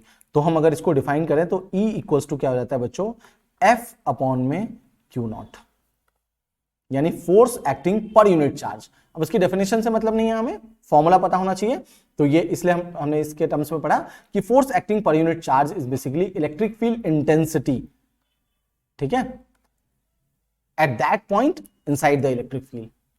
तो ये रही बात इसके फोर्स के टर्म्स में, फॉर्मूले की। अब पॉइंट चार्ज के लिए हम इसको डिफाइन मतलब निकालेंगे भी कि कितना होता है ये। तो अगर मैं फोर्स की वैल्यू लिखूं, इलेक्ट्रिक फील्ड के अंदर किसी भी चार्ज पे कितना फोर्स लगेगा, मान लो किसी भी चार्ज पे, तो हम इलेक्ट्रिक फील्ड जो निकालते हैं वो बेसिकली 1 कूलम पे लगने वाला फोर्स होता है। तो किसी भी चार्ज पे अगर मुझे फोर्स निकालना है तो हम सिंपली क्या करेंगे, उस चार्ज को उस इलेक्ट्रिक फील्ड से मल्टीप्लाई कर देंगे, तो हमारे पास क्या आ जाएगा, फोर्स आ जाएगा। यानी कि हम ये कह सकते हैं कि अगर मान लीजिए किसी भी सिस्टम के अंदर, अगर ये एक सिस्टम है, मान लीजिए इसके अंदर बहुत सारे चार्जेस हो सकते हैं, और इस पॉइंट पे, अगर इस पॉइंट पे मैं बात करूं कि इस पॉइंट पे इलेक्ट्रिक फील्ड की वैल्यू है बच्चों 10 न्यूटन पर कूलम, तो इसका क्या मतलब है कि अगर इस पॉइंट पी पे मैं अगर 1 कूलम का चार्ज रखूंगा तो फोर्स कितना लगेगा, 10 न्यूटन का। अगर मैं 2 कूलम का चार्ज रखूं तो फोर्स कितना लगेगा, 20 न्यूटन का। 3 कूलम का चार्ज रखूं तो 30 न्यूटन का। यानी कि अगर मुझे किसी भी चार्ज सिस्टम की वजह से किसी भी पॉइंट पे इलेक्ट्रिक फील्ड इंटेंसिटी पता लग गया, तो इसका मतलब क्या है, 1 कूलम पे लगने वाला फोर्स पता लग गया। तो मुझे किसी भी चार्ज पे लगने, अगर मुझे उसी पॉइंट पे किसी भी चार्ज पे कितना फोर्स लगाएगा वो जो इलेक्ट्रिक फील्ड है या वो जो सिस्टम के अंदर जो चार्जेस हैं, अगर मुझे उस फोर्स को कैलकुलेट करना है तो उस पॉइंट पे जो इलेक्ट्रिक फील्ड की वैल्यू है उसको आप उस चार्ज से मल्टीप्लाई कर दीजिए और आपको मिल जाएगा इलेक्ट्रिक फोर्स कितना होगा उसका। ठीक है। अब अगर मैं इस इलेक्ट्रिक फील्ड इंटेंसिटी के यूनिट की बात करूं तो यूनिट क्या होता है, न्यूटन पर कूलम। ये न्यूटन पर कूलम हो गया, और कई बार इसको ऐसे भी लिखा जाता है वोल्ट पर मीटर, क्योंकि आगे आपको पता लगेगा, और जैसा कि आपने अगर 10th 12th क्लास में पढ़ रखा होगा कि E इक्वल्स टू क्या होता है, V/dB होता है। यानी कि पोटेंशियल डिफरेंस अपॉन में जो डिस्टेंस है जिसके बीच का पोटेंशियल डिफरेंस निकाल रहा है, तो पोटेंशियल डिफरेंस का, पोटेंशियल का फॉर्मूला यूनिट क्या होता है, वोल्ट, और डी मतलब डिस्टेंस है तो मीटर हो गया। तो मेजरली हम न्यूटन पर कूलम यूज करते हैं, but sometimes we also use volt per metre. तो ये इलेक्ट्रिक फील्ड इंटेंसिटी का फॉर्मूला है कि ये फोर्स जो लगता है एक यूनिट चार्ज पे, वो बेसिकली इलेक्ट्रिक फील्ड होता है।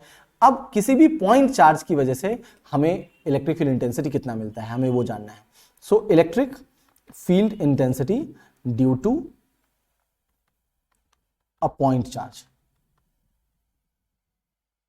ठीक है, पॉइंट चार्ज की वजह से।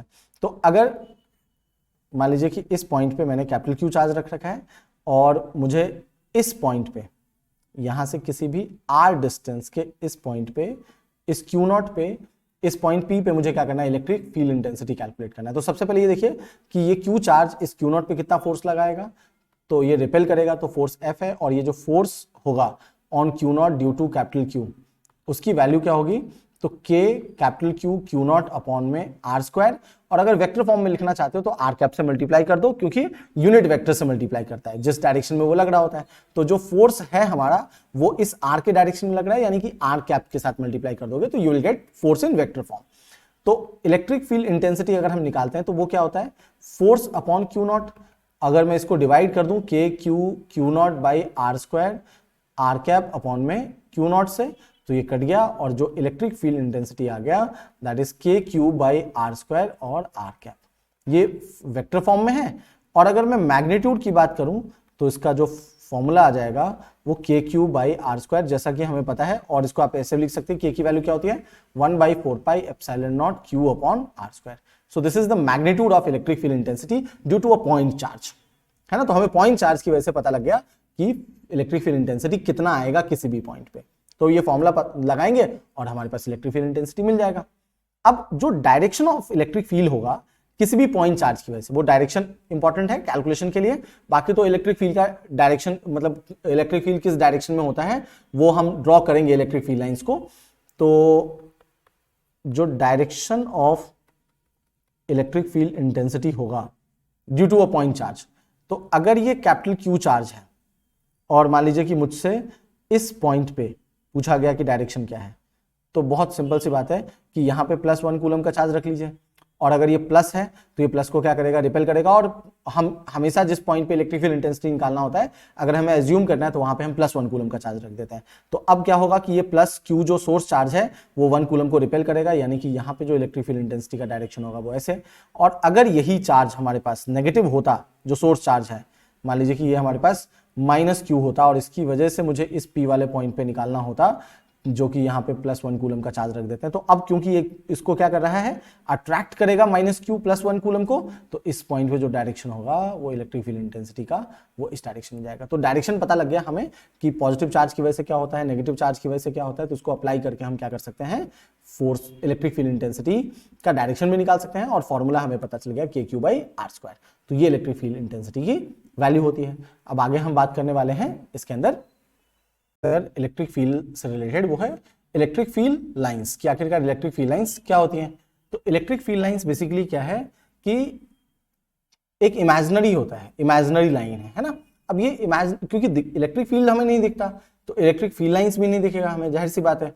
तो इलेक्ट्रिक फील्ड लाइंस को हम ऐसे डिफाइन कर सकते हैं कि it is an imaginary straight और curve path such that tangent at any point on the field lines gives the direction of electric field intensity at that point। यानी कि ये जो फील्ड लाइंस है ये इमेजिनरी है, तो ये स्ट्रेट भी हो सकता है, कर्व भी हो सकता है। तो जो भी होगा, अगर हमें किसी भी पॉइंट पे इलेक्ट्रिक फील्ड इंटेंसिटी का डायरेक्शन फाइंड आउट करना है तो उस पॉइंट पे आप टेंजेंट ड्रॉ कर दीजिए, आपको इलेक्ट्रिक फील्ड इंटेंसिटी का डायरेक्शन मिल जाएगा, है ना। तो ये डेफिनेशन है इसका कि it is an imaginary straight और curve path such that tangent at any point gives the direction of electric field intensity at that point. तो जो चार्ज इलेक्ट्रिक फील्ड प्रोड्यूस करता है उस फील्ड की फील्ड लाइंस होती हैं, वो फील्ड लाइंस की डेफिनेशन ये है। अब हर फील्ड लाइंस मतलब जो चार्ज जो फील्ड लाइंस देगा, तो इलेक्ट्रिक फील्ड लाइंस की कुछ प्रॉपर्टीज होती हैं। अब इस प्रॉपर्टी से रिलेटेड आपसे बहुत सारे क्वेश्चंस पूछे जाते हैं, तो ये प्रॉपर्टी आपको बहुत अच्छे से ध्यान होना चाहिए, इसकी हर बात को हर बात आपको समझ आनी चाहिए कि ये क्या कहना चाहता है, क्योंकि इससे रिलेटेड आपको बहुत सारे अलग अलग तरीके के क्वेश्चंस बना करके देते हैं, जो कि हम जब न्यूमेरिकल वाले जब इसके क्वेश्चंस की प्रैक्टिस करेंगे नेक्स्ट वीडियो में, तो उसमें मैं आपको बताऊंगा कि इससे रिलेटेड क्वेश्चंस कैसे कैसे पूछे जा सकते हैं, ठीक है। तो जो फर्स्ट प्रॉपर्टी है इसके अंदर इलेक्ट्रिक फील्ड लाइंस से, that is it starts from positive charge and ends at what, negative charge. कि पॉजिटिव से स्टार्ट होता है और ये नेगेटिव पे जाके खत्म हो जाता है।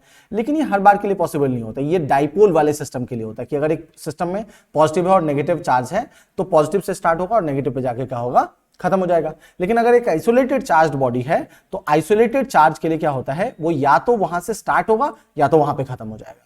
और जब हम इलेक्ट्रिक फील्ड लाइंस ड्रॉ करेंगे अभी, तो मैं इस बात को बताऊंगा आपको कि जैसे यहीं पे अगर मैं बताऊं तो अगर मान लीजिए इसका मतलब है कि अगर ये पॉजिटिव है तो इससे ऐसे बाहर की तरफ जाएगा, ठीक है। और अगर ये नेगेटिव है तो फील्ड लाइंस इस तरीके से इसकी तरफ आता है। तो ये कहता है कि for isolated charge it will start और एंड एट इंफिनिटी, की या तो स्टार्ट होगा इंफिनिटी से या एंड होगा कहां पे, इंफिनिटी पे। तो पॉजिटिव चार्ज के लिए अगर बात करूं मैं, तो पॉजिटिव चार्ज के लिए देखिए कहां पे एंड हो रहा है, वो इंफिनिटी पे। और नेगेटिव चार्ज के लिए कहां से स्टार्ट हो रहा है, तो वो नेगेटिव से स्टार्ट हो रहा है, ठीक है। तो ये है कि वो पॉजिटिव से स्टार्ट होगा और नेगेटिव पे जाके खत्म हो जाएगा डाइपोल वाले सिस्टम के लिए। यानी एक ऐसे सिस्टम है जिसमें कि एक पॉजिटिव चार्ज भी और नेगेटिव चार्ज भी, और आइसोलेटेड सिस्टम के लिए ये होता है। अब ये जो इलेक्ट्रिक फील्ड लाइंस होता है वो हमेशा परपेंडिकुलर होगा किसके, सरफेस ऑफ कंडक्टर के, ठीक है, on which charge are in equilibrium, है ना। कि जिस जो चार्ज जहां पे इक्विलिब्रियम होता है, तो अगर वो कंडक्टर के सरफेस की बात करें तो इलेक्ट्रिक फील्ड लाइंस हमेशा उस सरफेस पे क्या होगा, परपेंडिकुलर होगा। और ये बड़ी इंपॉर्टेंट प्रॉपर्टी है, ठीक है।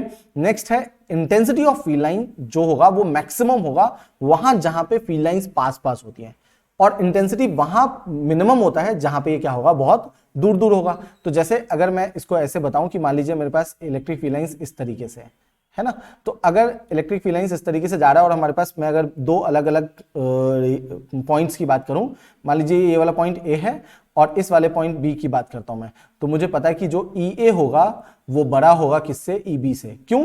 क्योंकि ए वाले पॉइंट पे अगर आप देखो तो ये दोनों फील्ड लाइंस क्या है, पास है, और बी वाले पॉइंट पे क्या है, ये दोनों फील्ड लाइंस दूर दूर हैं। तो इलेक्ट्रिक फील्ड लाइंस जहां दूर होगा वहां पे उसकी इंटेंसिटी कम होगी, और जहां वो पास होगा वहां उसकी इंटेंसिटी क्या होती है, ज्यादा होती है। तो ये प्रॉपर्टी है। नेक्स्ट प्रॉपर्टी जो है वो ये कहता है कि जैसा कि डेफिनेशन में हमने देखा था कि किसी भी पॉइंट पे अगर आपको इलेक्ट्रिक फील्ड के किसी भी पॉइंट पे अगर आपको इलेक्ट्रिक फील्ड इंटेंसिटी का डायरेक्शन ड्रॉ करना है, बताना है, तो उस पर टेंजेंट ड्रॉ कर दीजिए। So next thing is the tangent at any point on the field lines gives the direction of electric field intensity at that point. तो ये नेक्स्ट प्रॉपर्टी है। और अगली जो प्रॉपर्टी है इलेक्ट्रिक फील्ड लाइन से रिलेटेड वो है कि कभी भी कोई दो फील्ड लाइंस आपस में इंटरसेक्ट नहीं कर सकता है। और बहुत ऑब्वियस सी बात है, क्योंकि हमने देखा था कि टेंजेंट जो होता है वो इलेक्ट्रिक फील्ड इंटेंसिटी का डायरेक्शन देता है। तो अगर मान लीजिए कि ये एक फील्ड लाइन है और ये एक फील्ड लाइन है, दोनों अगर आपस में इंटरसेक्ट कर रहा है, तो इस पॉइंट ऑफ इंटरसेक्शन पे पहला टेंजेंट ऐसे ड्रॉ होगा और दूसरा टेंजेंट ऐसे ड्रॉ होगा, जो कि कभी भी पॉसिबल नहीं हो सकता, क्योंकि एक पॉइंट पे आप एक ही टेंजेंट ड्रॉ कर सकते हो, है ना। तो इसलिए कभी भी दो फील्ड लाइंस आपस में एक दूसरे को इंटरसेक्ट नहीं कर सकता। नेक्स्ट जो चीज है कि वो टेंडेंसी होता है उसके अंदर कि वो कॉन्ट्रैक्ट करे, जैसे कि पॉजिटिव और नेगेटिव को आपस में लाओगे तो वो एक दूसरे को क्या करता है, अट्रैक्ट करता है। तो इलेक्ट्रिक फील्ड लाइंस कॉन्ट्रैक्ट करता है लॉन्गिट्यूडनली, यानी कि अट्रैक्शन शो करता है, और electric field lines lateral pressure exert करता है, यानी वो जो प्रेशर होगा वो सिमिलर चार्जेस के बीच में होगा, तो वो रिपल्शन भी शो करता है। तो नेक्स्ट प्रॉपर्टी ये है कि tendency to exert lateral pressure on neighbouring field lines, है ना, और वो रिपल्शन बताता है। और ये जो होता है इलेक्ट्रिक फील्ड लाइंस, वो एक कंटिन्यूअस स्मूथ कर्व्स होता है विदाउट एनी ब्रेक्स, एंड कभी भी ये क्लोज लूप नहीं बनाता है। मतलब ऐसा नहीं होगा कि फील्ड लाइंस एक पॉइंट पे है और एक पॉइंट के बाद सडनली खत्म हो गया, या ब्रेक नहीं हो सकता है कि जैसे यहां पे है फिर कुछ नहीं है इलेक्ट्रिक फील्ड लाइंस, फिर यहां पे इलेक्ट्रिक फील्ड होगा, फिर यहां पे होगा, ऐसा नहीं हो सकता। ये जो गैप है ये ब्रेक नहीं हो सकता इसके बीच में, ऐसा होना पॉसिबल नहीं होता है। ये स्मूथ लाइंस होती हैं इस तरीके से, है ना, कि स्टार्ट हो रहा है और जहां पे उसको एंड होना होता है वहां पे जाके एंड होगा, बीच बीच में ब्रेक नहीं होता है। और कभी भी ऐसा नहीं होगा कि ये क्लोज लूप बनाएगा, ये कभी भी ऐसे नहीं मूव करता है, ऐसे ये क्लोज में नहीं घूमता। ये पॉजिटिव से स्टार्ट होगा, नेगेटिव पे खत्म हो जाएगा, ये पॉजिटिव से स्टार्ट होगा और ये इन्फिनिटी पे जाके खत्म हो जाएगा, इन्फिनिटी से स्टार्ट होगा, नेगेटिव पे जाके खत्म हो जाएगा, क्लोज लूप नहीं बनाता है कभी भी, ठीक है। तो ये सारे इसके बड़े इंपॉर्टेंट प्रॉपर्टीज हैं, इसको आपको ढंग से याद रखना होता है, इससे रिलेटेड क्वेश्चन पूछे जाएंगे, ठीक है। अब जो नेक्स्ट है इसके अंदर वो इलेक्ट्रिक फील्ड लाइन से रिलेटेड ही आपको एक और बात जान लेनी होती है, कि जैसे मान लीजिए कि मैं बोलूं कि अगर मेरे को इलेक्ट्रिक फील्ड लाइंस ड्रॉ करना है, तो अगर एक कूलम के लिए मैंने दो फील्ड लाइंस ड्रॉ करी हैं, तो मुझे दो कूलम के लिए चार फील्ड लाइंस ड्रॉ करनी पड़ेंगी। ऐसा नहीं कि मैं कुछ भी ड्रॉ कर सकता हूं, ऑल्दो किसी भी चार्ज से जो नंबर ऑफ फील्ड लाइंस निकलता है वो इनफाइनाइट होता है, जब हम ड्रॉ करते हैं तो कुछ नंबर्स में ड्रॉ करते हैं। तो अगर आपने वन कूलम के लिए कुछ डिफाइन कर रखा है कि दो फील्ड लाइंस, चार फील्ड लाइंस, तो आगे जितने भी चार्जेस होंगे आपको उसी के प्रोपोर्शनल में क्या करना है, उसको बढ़ाना है ना। यानी कि the number of electric field lines originating और terminating from any charge is directly proportional to their magnitude of charge, वो हमेशा आपस में प्रोपोर्शनल में होना चाहिए। तो ये बात ध्यान रखने की होती है, ठीक है। नेक्स्ट है हमारे पास कि आखिरकार इलेक्ट्रिक फील्ड लाइंस कैसी होती हैं किसी अलग अलग चार्जेस के लिए। तो बहुत क्विक अगर हम इसको ड्रॉ कर सकें, तो अगर मैं एक सिंगल पॉजिटिव चार्ज की बात करूं, तो जैसा कि मैंने अभी ड्रॉ करके बताया था कि इससे ये फील्ड लाइंस इस तरीके से बाहर की तरफ निकलती है ना, तो ये आप ऐसे ड्रॉ कर सकते हो एक पॉजिटिव चार्ज के लिए। अगर मैं नेगेटिव चार्ज की बात करूं तो सॉरी, इस पे जो होगा वो फील्ड लाइंस आके टर्मिनेट होता है इस पे, तो इसका जो एरो होगा वो इस चार्ज की तरफ होगा, यानी यहां पे इसका डायरेक्शन ऐसे हो जाएगा। तो ये नेगेटिव चार्ज के लिए हो गया। बहुत इनफाइनाइट फील्ड लाइंस ड्रॉ कर सकते हैं, मैं कुछ ड्रॉ कर रहा हूं। तो ये दोनों आइसोलेटेड पॉजिटिव और आइसोलेटेड नेगेटिव चार्ज का है। लेकिन अगर मैं एक डाइपोल की बात करूं, एक ऐसा सिस्टम, डाइपोल वाले सिस्टम की बात करूं, तो डाइपोल वाले सिस्टम में देखिए कि पॉजिटिव है और ये क्या होगा, नेगेटिव होगा। तो यहां जो फील्ड लाइन होगा वो पॉजिटिव से स्टार्ट होगा बच्चों और नेगेटिव पे जाके खत्म होगा, यानी ये ऐसे फील्ड लाइंस ट्रैवल करेगा इसके लिए, एक डाइपोल के लिए, और इस पे टर्मिनेट होगा, ठीक है। तो ये डाइपोल के लिए बन गया। अगर मैं दो सेम नेचर के चार्ज की बात करूं, कि अगर मान लो प्लस प्लस है या माइनस माइनस है, तो अगर मैं प्लस ले लेता हूं और यहां पे एक प्लस ले लेता हूं दूसरा चार्ज, तो इन दोनों के बीच में क्या होता है, रिपल्शन होता है। तो ये कभी भी आपस में इंटरसेक्ट तो नहीं करेगा, लेकिन ये चार्जेस का जो फील्ड लाइन होगा वो इस तरीके से ये आपस में रिपेल करेगा। तो वो जो कह रहा था ना कि exert lateral pressure on each other, तो ये ऐसा ही होता है लेटरल प्रेशर एक्सर्ट करने का। तो ये दोनों रिपल्शन शो करता है। अगर सेम चीज इसी में नेगेटिव होता तो जो फील्ड लाइंस का डायरेक्शन है वो नेगेटिव चार्ज की तरफ हो जाता, बाकी बनना सेम था इसके अंदर, ठीक है। और नेक्स्ट क्या है कि अगर एक यूनिफॉर्म फील्ड है हमारे पास, यूनिफॉर्म फील्ड है, तो वो यूनिफॉर्म फील्ड लाइंस कैसे ड्रॉ होगा, तो वो एक पैरेलल लाइंस होती है बच्चों, ऐसे, ये पैरेलल लाइन। यानी हम ये कह सकते हैं कि अगर मैं इस पे दो पॉइंट को मार्क करूं, लाइक ए और ये वाला पॉइंट बी है, तो ई ए इज इक्वल्स टू क्या होगा, ई बी होगा इन मैग्नीट्यूड, ठीक है। डायरेक्शन वाइज भी सेम होगा, बट मैग्नीट्यूड की बात करें तो ई और ई बी की वैल्यू क्या होगी, सेम होगी। तो अलग अलग चार्जेस के लिए अगर हम इलेक्ट्रिक फील्ड लाइंस को ड्रॉ करें, तो ये हमारे पास क्या है, अलग अलग चार्जेस का इलेक्ट्रिक फील्ड लाइंस हो गया। अब अगली बात अगर हम करें कि आखिरकार किसी भी चार्ज पार्टिकल का मोशन कैसा होता है जब हम उसको किसी एक्सटर्नल इलेक्ट्रिक फील्ड के अंदर प्लेस करते हैं, ठीक है। तो देखिए, अगर मैं सिंपली अगर किसी चार्ज पार्टिकल को प्लेस करता हूं यूनिफॉर्म इलेक्ट्रिक फील्ड के अंदर, तो पॉजिटिव चार्ज क्या करता है, वो इलेक्ट्रिक फील्ड के डायरेक्शन में मूव करेगा, और नेगेटिव चार्ज क्या करता है, इलेक्ट्रिक फील्ड के ऑपोजिट डायरेक्शन में मूव करेगा। तो ये इंपॉर्टेंट बात है जो हमें समझनी चाहिए। हमें आप इसको लिख सकते हैं कहीं पे कि अगर ये यूनिफॉर्म इलेक्ट्रिक फील्ड है और इसके अंदर अगर आपने एक पॉजिटिव चार्ज को रख दिया, मान लीजिए ये पॉजिटिव चार्ज है ना, प्लस क्यू को रख दिया, तो इस पे फोर्स इधर लगेगा और ये इधर की तरफ मूव करेगा। और अगर मैंने यहीं पे कोई नेगेटिव चार्ज रख दिया है तो इस पे फोर्स इस डायरेक्शन में लगेगा और ये opposite to the electric field move करता है ना। तो ये इंपॉर्टेंट है, ये ध्यान रखना है कि positive charge will move in the direction of electric field and negative charge will move in opposite direction of electric field। तो ये रही बात इसकी। अब जब इसको हम प्लेस करते हैं तो इस पे फोर्स किसी भी चार्ज बॉडी पे कितना लगता है बच्चों, तो जो फोर्स एक्सपीरियंस करेगा, चाहे वो पॉजिटिव चार्ज हो चाहे नेगेटिव चार्ज हो, so force experience by charge in electric field, ये F होता है बच्चों QE। और ये जो फोर्स होता है ये उसको क्या करता है, एक्सेलरेट करवा देता है। So according to Newton's second law of motion, क्या कहता है हमसे कि F बराबर क्या होता है बच्चों, m इंटू ए, यानी कि QE इक्वल्स टू MA है, तो जो A होगा वो QE अपॉन में M हो जाएगा। यानी ये एक्सेलरेशन है। किसी भी चार्ज बॉडी का मोशन अगर इलेक्ट्रिक फील्ड के अंदर हो रहा है तो वहां पे अगर हमें जो एक्सेलरेशन यूज करना है वो A बराबर क्या हो जाएगा, QE बाई M होगा। अब ये एक्सेलरेशन कांस्टेंट होगा अगर इलेक्ट्रिक फील्ड कांस्टेंट है, और अगर इलेक्ट्रिक फील्ड वेरिएबल होगा तो इलेक्ट्रिक एक्सेलरेशन भी क्या होगा, वेरिएबल होगा। हमें जो मोशन पढ़ना है वो कांस्टेंट इलेक्ट्रिक फील्ड के अंदर पढ़ना है, यानी कि एक्सेलरेशन कांस्टेंट होगा। और जब भी एक्सेलरेशन कांस्टेंट होता है तो बॉडी की दो ही ट्रेजेक्टरीज पॉसिबल हो सकती हैं, यानी बॉडी दो ही ट्रेजेक्टरी में मूव कर सकता है, या तो वो स्ट्रेट लाइन में मूव करेगा बच्चों, और या तो वो कैसे करेगा मूव, पैराबोलिक पाथ में मूव करेगा। तो कब स्ट्रेट लाइन में मूव करेगा, स्ट्रेट लाइन वाला, तो कहता है कि अगर इफ जो वेलोसिटी होता है, इनिशियल वेलोसिटी होता है बॉडी का, u इज पैरेलल और एंटी पैरेलल टू एक्सेलरेशन। जब भी पैरेलल और एंटी पैरेलल होगा, यानी कि 0 डिग्री एंगल हो या तो 180 डिग्री का एंगल हो, तो वो हमेशा क्या करेगा, स्ट्रेट लाइन पाथ फॉलो करेगा वो चार्ज बॉडी, ये ध्यान रखना होता है। और अगर कहता है कि if u makes any angle other than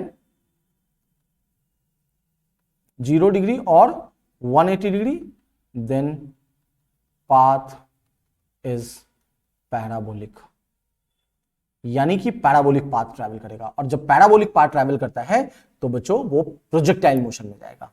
तो हमें वो कंडीशंस पता होनी चाहिए, और क्योंकि हमें पता है कि पैराबोलिक पाथ में भी क्या होता है, बेसिकली बॉडी एक्स और वाई में कंटिन्यूअसली मूव करता है, तो हमें जहां भी होगा, चाहे वो स्ट्रेट लाइन में मूव करे चाहे पैराबोलिक में मूव करे, अल्टीमेटली हमें इन तीन इक्वेशन ऑफ मोशन को ही यूज करना है। v equals to u plus A T, s is equals to U T plus half A T square, और v square minus U square equals to 2as।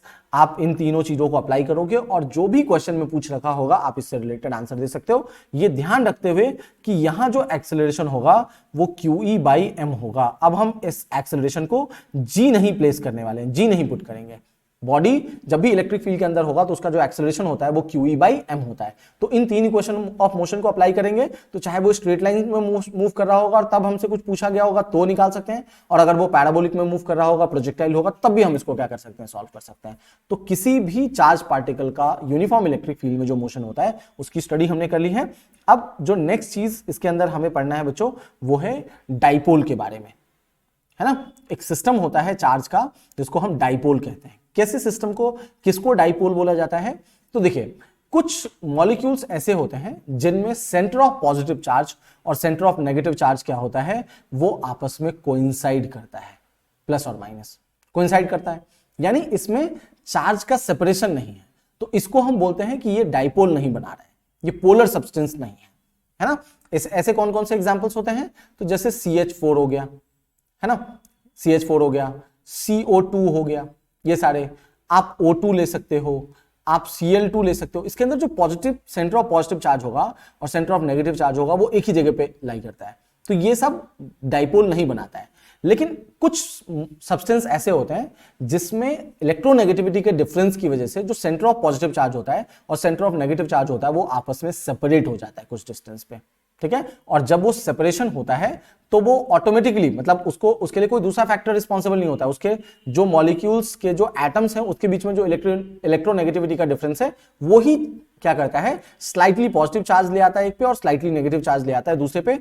Just like HCl, आप H2O ले सकते हो, आप NH3 ले सकते हो। इसके अंदर क्या होता है, एक स्लाइटली पॉजिटिव चार्ज, तो पॉजिटिव और नेगेटिव चार्ज का सेंटर शिफ्ट हो जाता है और ये इस तरीके से आपने कभी देखा होगा केमिस्ट्री में, तो ये शिफ्ट हो जाता है। तो यहां पे अगर मान लीजिए H है और Cl है, तो क्लोरीन क्या है, हाईली इलेक्ट्रोनेगेटिव है, तो क्लोरीन इलेक्ट्रॉन क्लाउड को पुल करता है और इस पे स्लाइटली नेगेटिव चार्ज डेवलप हो जाएगा और इस पे स्लाइटली पॉजिटिव चार्ज डेवलप हो जाएगा। और इस तरीके के सिस्टम को हम क्या बोलते हैं, डाइपोल बोलते हैं, है ना। तो डाइपोल को अगर हम डिफाइन करें बच्चों तो हम क्या बोल सकते हैं कि it is a system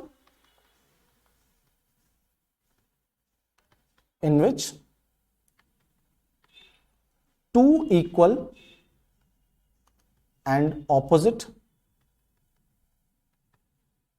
charges are separated by a very small distance।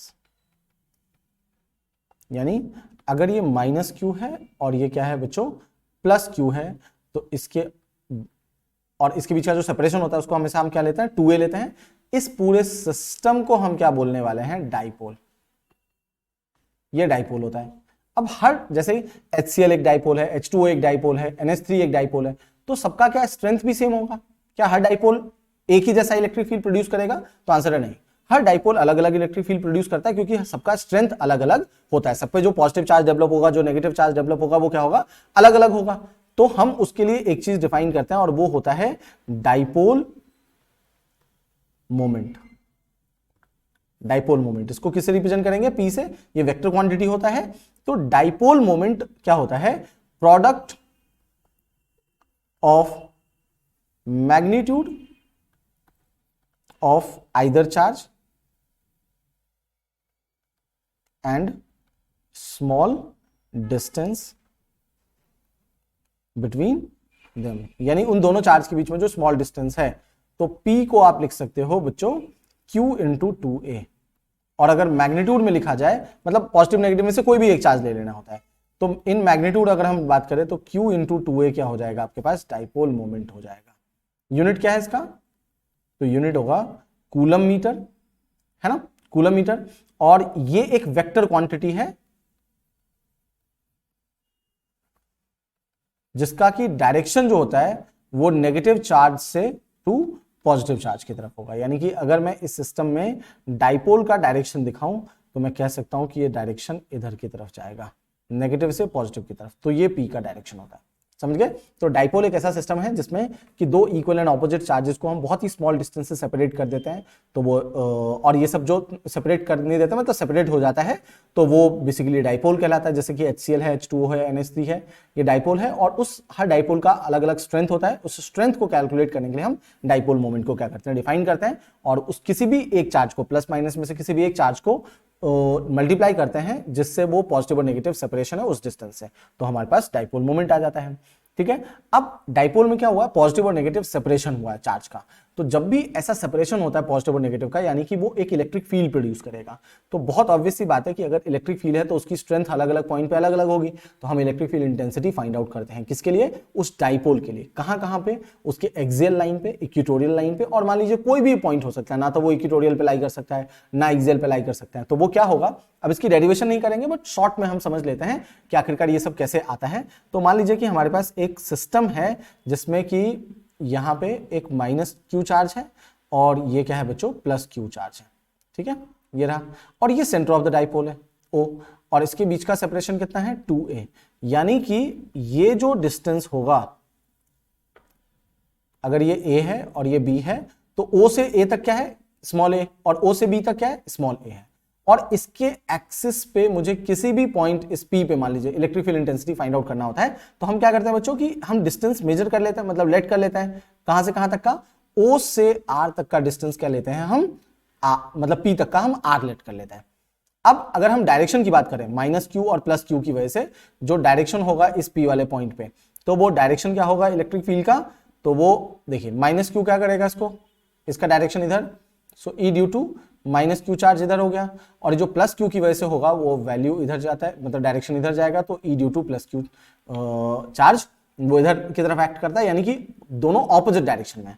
और अगर हम E due to minus Q charge के मैग्नीट्यूड की बात करें, अगर हम सिर्फ मैग्नीट्यूड की बात कर रहा हूं मैं, तो मैग्नीट्यूड अगर हम बात करें तो वो कितना हो जाएगा, के क्यू अपॉन में ए से लेकर के पी तक का डिस्टेंस, और ए से मतलब ए पी स्क्वायर, और ओ से ए कितना है बच्चों, ये ए है, और यहां से यहां तक हमें पता है कि ये आर हो गया है, तो एपी कितना हो जाएगा आर प्लस ए, यानी कि के क्यू अपॉन में आर प्लस ए का होल स्क्वायर।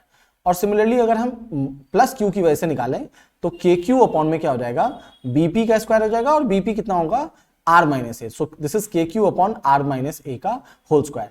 अब दोनों ही वैल्यू अलग अलग है, और हमें पता है न्यूमरेटर दोनों का सेम है, और electric field intensity inversely proportional to R square होता है, यानी कि जिसका आर छोटा होगा उसकी इलेक्ट्रिक फील्ड बड़ी होगी, और जिसका आर कम होगा बड़ा होगा वो उसका इलेक्ट्रिक फील्ड इंटेंसिटी छोटा होगा। सो आर माइनस ए क्या है बच्चों, यहाँ पे छोटा है किससे, आर प्लस ए से, यानी कि electric field intensity due to plus Q charge का जो मैग्नीट्यूड होगा वो बड़ा होगा electric field intensity due to minus Q charge से।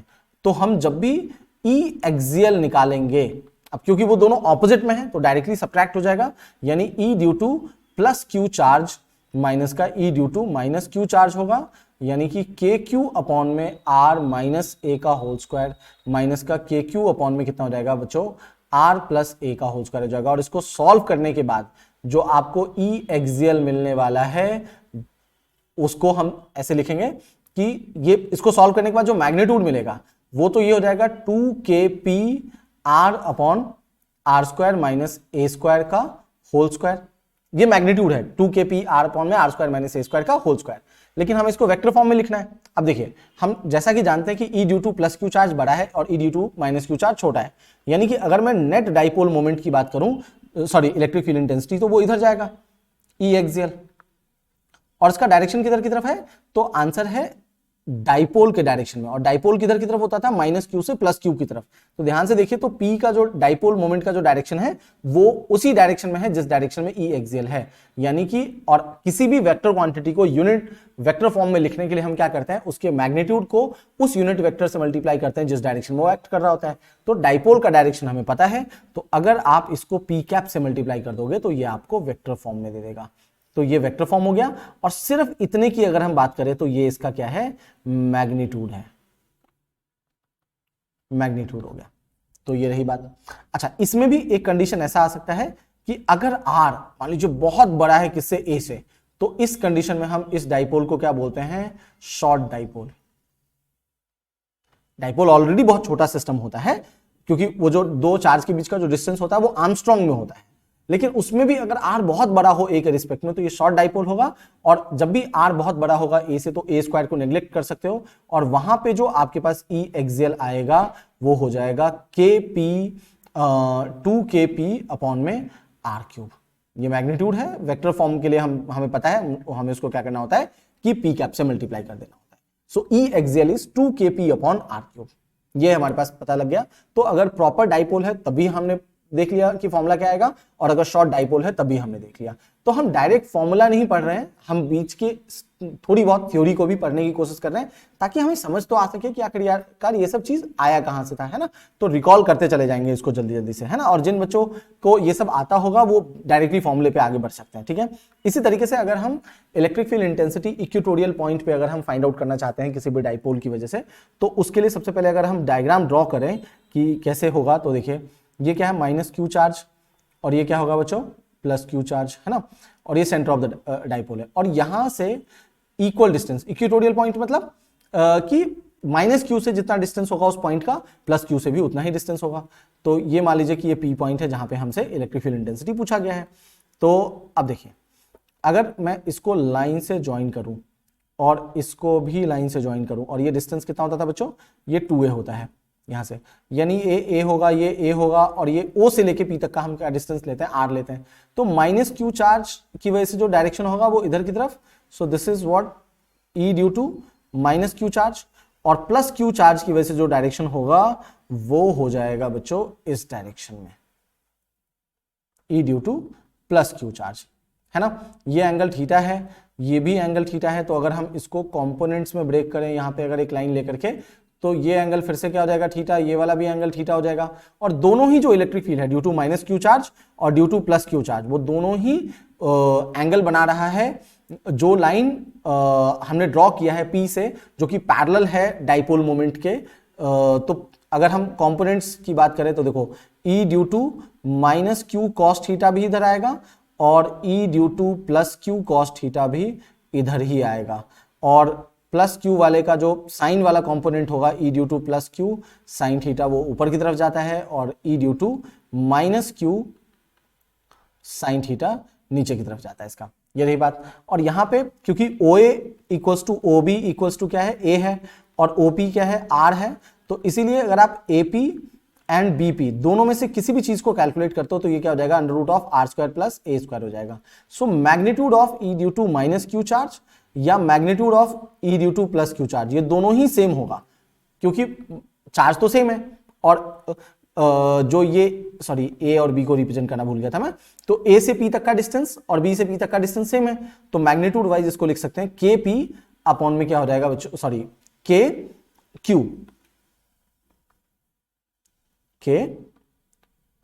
Q upon under root of R square plus A square का होल स्क्वायर, और होल स्क्वायर करोगे तो ये अंडर रूट कट जाएगा, तो ये जो फॉर्मूला आ जाएगा that is KQ by R square plus A square. ये तो दोनों की वजह से आया है। अच्छा, जो कंपोनेंट्स आया है अलोंग द वर्टिकल डायरेक्शन, जो कि E due to plus Q sine theta है और E due to minus Q sine theta है, वो तो दोनों एक दूसरे को कैंसिल आउट कर देगा because they are in opposite direction. तो जो नेट इलेक्ट्रिक फील्ड इंटेंसिटी है वो तो इधर ही आएगा ना, E नेट, जिसको E इक्वेटोरियल आप कह सकते हो। और आप ध्यान से देखो तो जो डायरेक्शन है डाइपोल का वो तो इस डायरेक्शन में होता है, माइनस क्यू से प्लस क्यू की तरफ, तो जो E इक्वेटोरियल है वो P के ऑपोजिट में है। तो आप इसको सॉल्व करके जो E इक्वेटोरियल कह सकते हो that is 2E cos theta, मतलब E due to minus Q और E due to plus Q को मैंने सिंपली E से रिप्रेजेंट कर दिया है। So this is what 2E cos theta. 2 और E की वैल्यू क्या है, KQ upon R square plus A square, और cos थीटा की वैल्यू अगर आप लिखते हो तो ये हो जाएगा A upon under root of R square plus A square. So in general अगर मैं पूरी चीज को समराइज करूं तो ये हो जाएगा KP अपॉन में R square plus A square का power 3/2। This is the value of electric field intensity on equatorial line, ठीक है। और अगर आप इसको वेक्टर फॉर्म में लिखोगे इक्वेटोरियल को, फिर से वही बात, तो देखो जो नेट ई इक्वेटोरियल है, यानी कि जो नेट इलेक्ट्रिक फील्ड इंटेंसिटी है वो डाइपोल मोमेंट के ऑपोजिट डायरेक्शन में है, तो उसको हम ऐसे लिख सकते हैं KP upon R square plus A square raise to the power 3/2, और ये माइनस का P कैप हो जाएगा, ठीक है। और इसमें भी आप ये ले सकते हो कि अगर R बहुत बड़ा है A से, जो कि शॉर्ट डाइपोल कहलाता है, तो इसमें A स्क्वायर को नेग्लेक्ट कर सकते हो, और फिर जो E इक्वेटोरियल आएगा आपके पास वो हो जाएगा बच्चों कितना, KP upon R cube, KP upon R cube. तो अगर आप ध्यान से देखो तो जो E इक्वेटोरियल की वजह से आया है और जो E एक्सियल की वजह से आया है उसमें 2 का गैप, मतलब वो है फैक्टर है, मतलब E एक्सियल ट्वाइस है किसके, E इक्वेटोरियल के। तो ये भी आप याद रख सकते हैं क्योंकि इससे रिलेटेड भी आपसे पूछा जा सकता है। तो E जो एक्सियल होगा वो क्या हो जाएगा, ट्वाइस ऑफ E इक्वेटोरियल, है ना, ये ध्यान रखने की चीज है।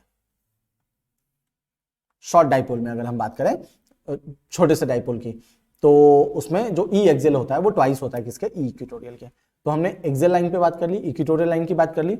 अब जो नेक्स्ट है, मान लीजिए कोई पॉइंट ऐसा है जो ना तो इक्वेटोरियल पे लाई करता है ना ही तो एक्सियल पे लाई करता है ना, किसी भी एक जगह पे, तो उसके लिए इलेक्ट्रिक फील्ड इंटेंसिटी कैसे आएगा। जैसे मान लीजिए कि ये माइनस क्यू है और ये प्लस क्यू है, एक सिस्टम है हमारा डाइपोल का, है ना, और ये सेंटर ऑफ द डाइपोल है। अब वो पॉइंट ना तो एक्सियल पे है ना इक्वेटोरियल पे। अब ये पॉइंट है मान लीजिए P, और ये ज्वाइन हुआ है यहां से, ये R, ठीक है। और डाइपोल का डायरेक्शन किधर होता है, देखो, तो ये हो गया P। तो इसके साथ ये एंगल कितना बना रहा है, थीटा। कौन, ये R, क्योंकि इसको भी वेक्टर में तो लिख ही सकते हैं हम, तो ये एंगल थीटा बना रहा है। तो इस P वाले पॉइंट पे जो आएगा वो बेसिकली इस डाइपोल को हम दो अलग अलग डाइपोल में ब्रेक करते हैं और फिर उसका वो निकालते हैं, नेट कैलकुलेट करते हैं। तो आपको सिर्फ इस वाले केस के लिए डायरेक्टली अगर आप फॉर्मूले की बात करो तो जो E एट एनी पॉइंट होगा, electric field intensity due to dipole at any point P, तो वो E हो जाता है बच्चों हमारे पास KP upon R cube under root of 1 plus cos cube theta. ये ध्यान रखना है। और ये वो फॉर्मूला है जिससे आप किसी भी पॉइंट पे कैलकुलेट कर सकते हो, मतलब एक्सियल पे भी, इक्वेटोरियल पे भी, और अगर कोई भी जनरल पॉइंट है तो उस पे। तो जैसे अगर मैं एक्सियल और इक्वेटोरियल को यहां से अगर मैं वेरीफाई करूं तो एक्सियल के लिए थीटा क्या होता है, 0 डिग्री।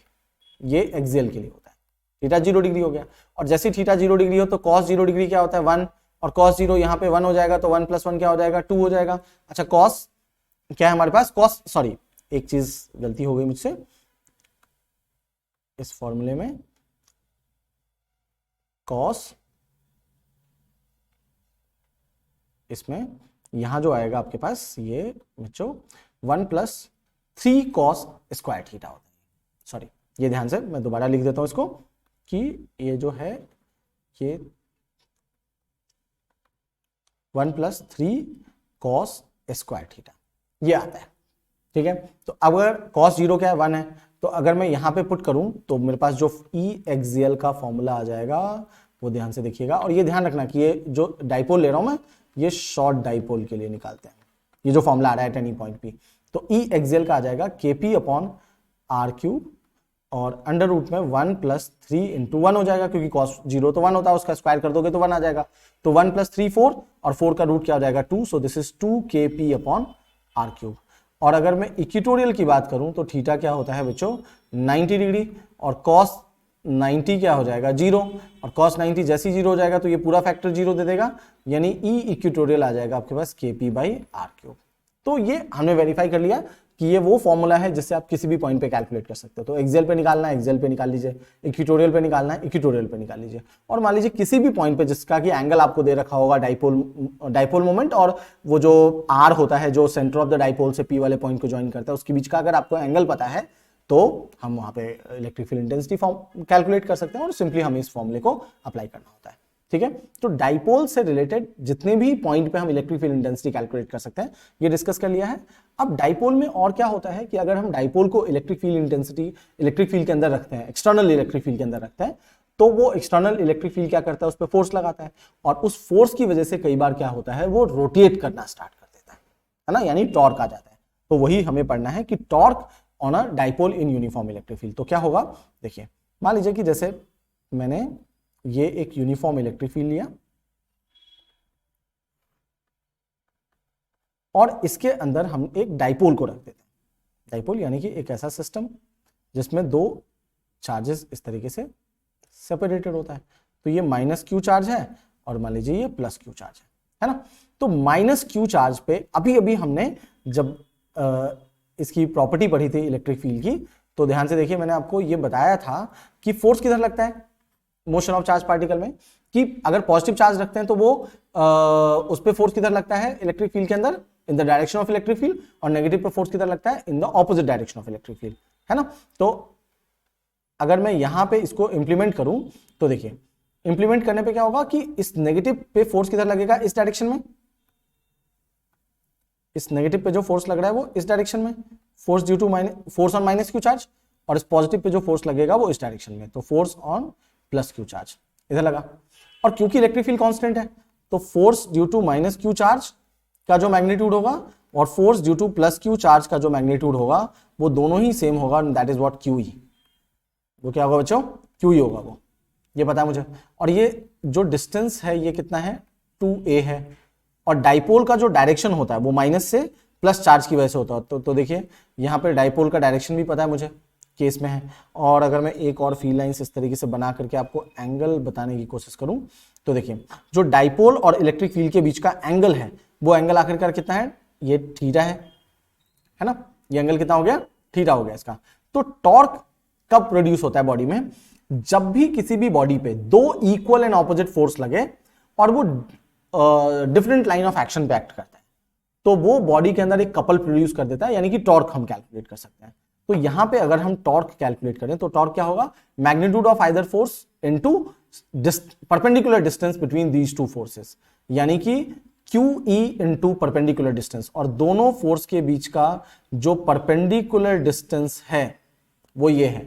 तो अगर इसको मैं A ले रहा हूं, ये वाला पॉइंट B है और ये वाला पॉइंट क्या है, C है, तो जो BC है हमारा बच्चों, वो BC क्या है, परपेंडिकुलर डिस्टेंस है। देखिए मैं इसको इस कलर से रिप्रेजेंट कर रहा हूं, तो ये BC परपेंडिकुलर डिस्टेंस है, जो कि QE मतलब इस वाले फोर्स पे भी परपेंडिकुलर है और इस वाले फोर्स पे भी क्या है, परपेंडिकुलर है। तो BC हमारे लिए इंपॉर्टेंट होता है, BC फाइंड आउट होना चाहिए। तो अगर ये एंगल थीटा है तो ये वाला एंगल भी क्या हो जाएगा, थीटा, और अगर मैं साइन को इन्वॉल्व करूं तो ये परपेंडिकुलर होगा और हाइपोटेन्यूज हमें पता है, तो BC होगा हमारे पास 2A साइन थीटा, यानी कि जो टॉर्क आ जाएगा वो QE into 2A sine theta, and finally आपको पता है Q इंटू 2A क्या होता है, P, so torque is PE sine theta. और वेक्टर तो मैग्नीट्यूड वाइज तो फॉर्मूला ये है, और अगर वेक्टर फॉर्म में लिखेंगे तो क्या हो जाएगा, P क्रॉस E आ जाएगा, सॉरी P क्रॉस E।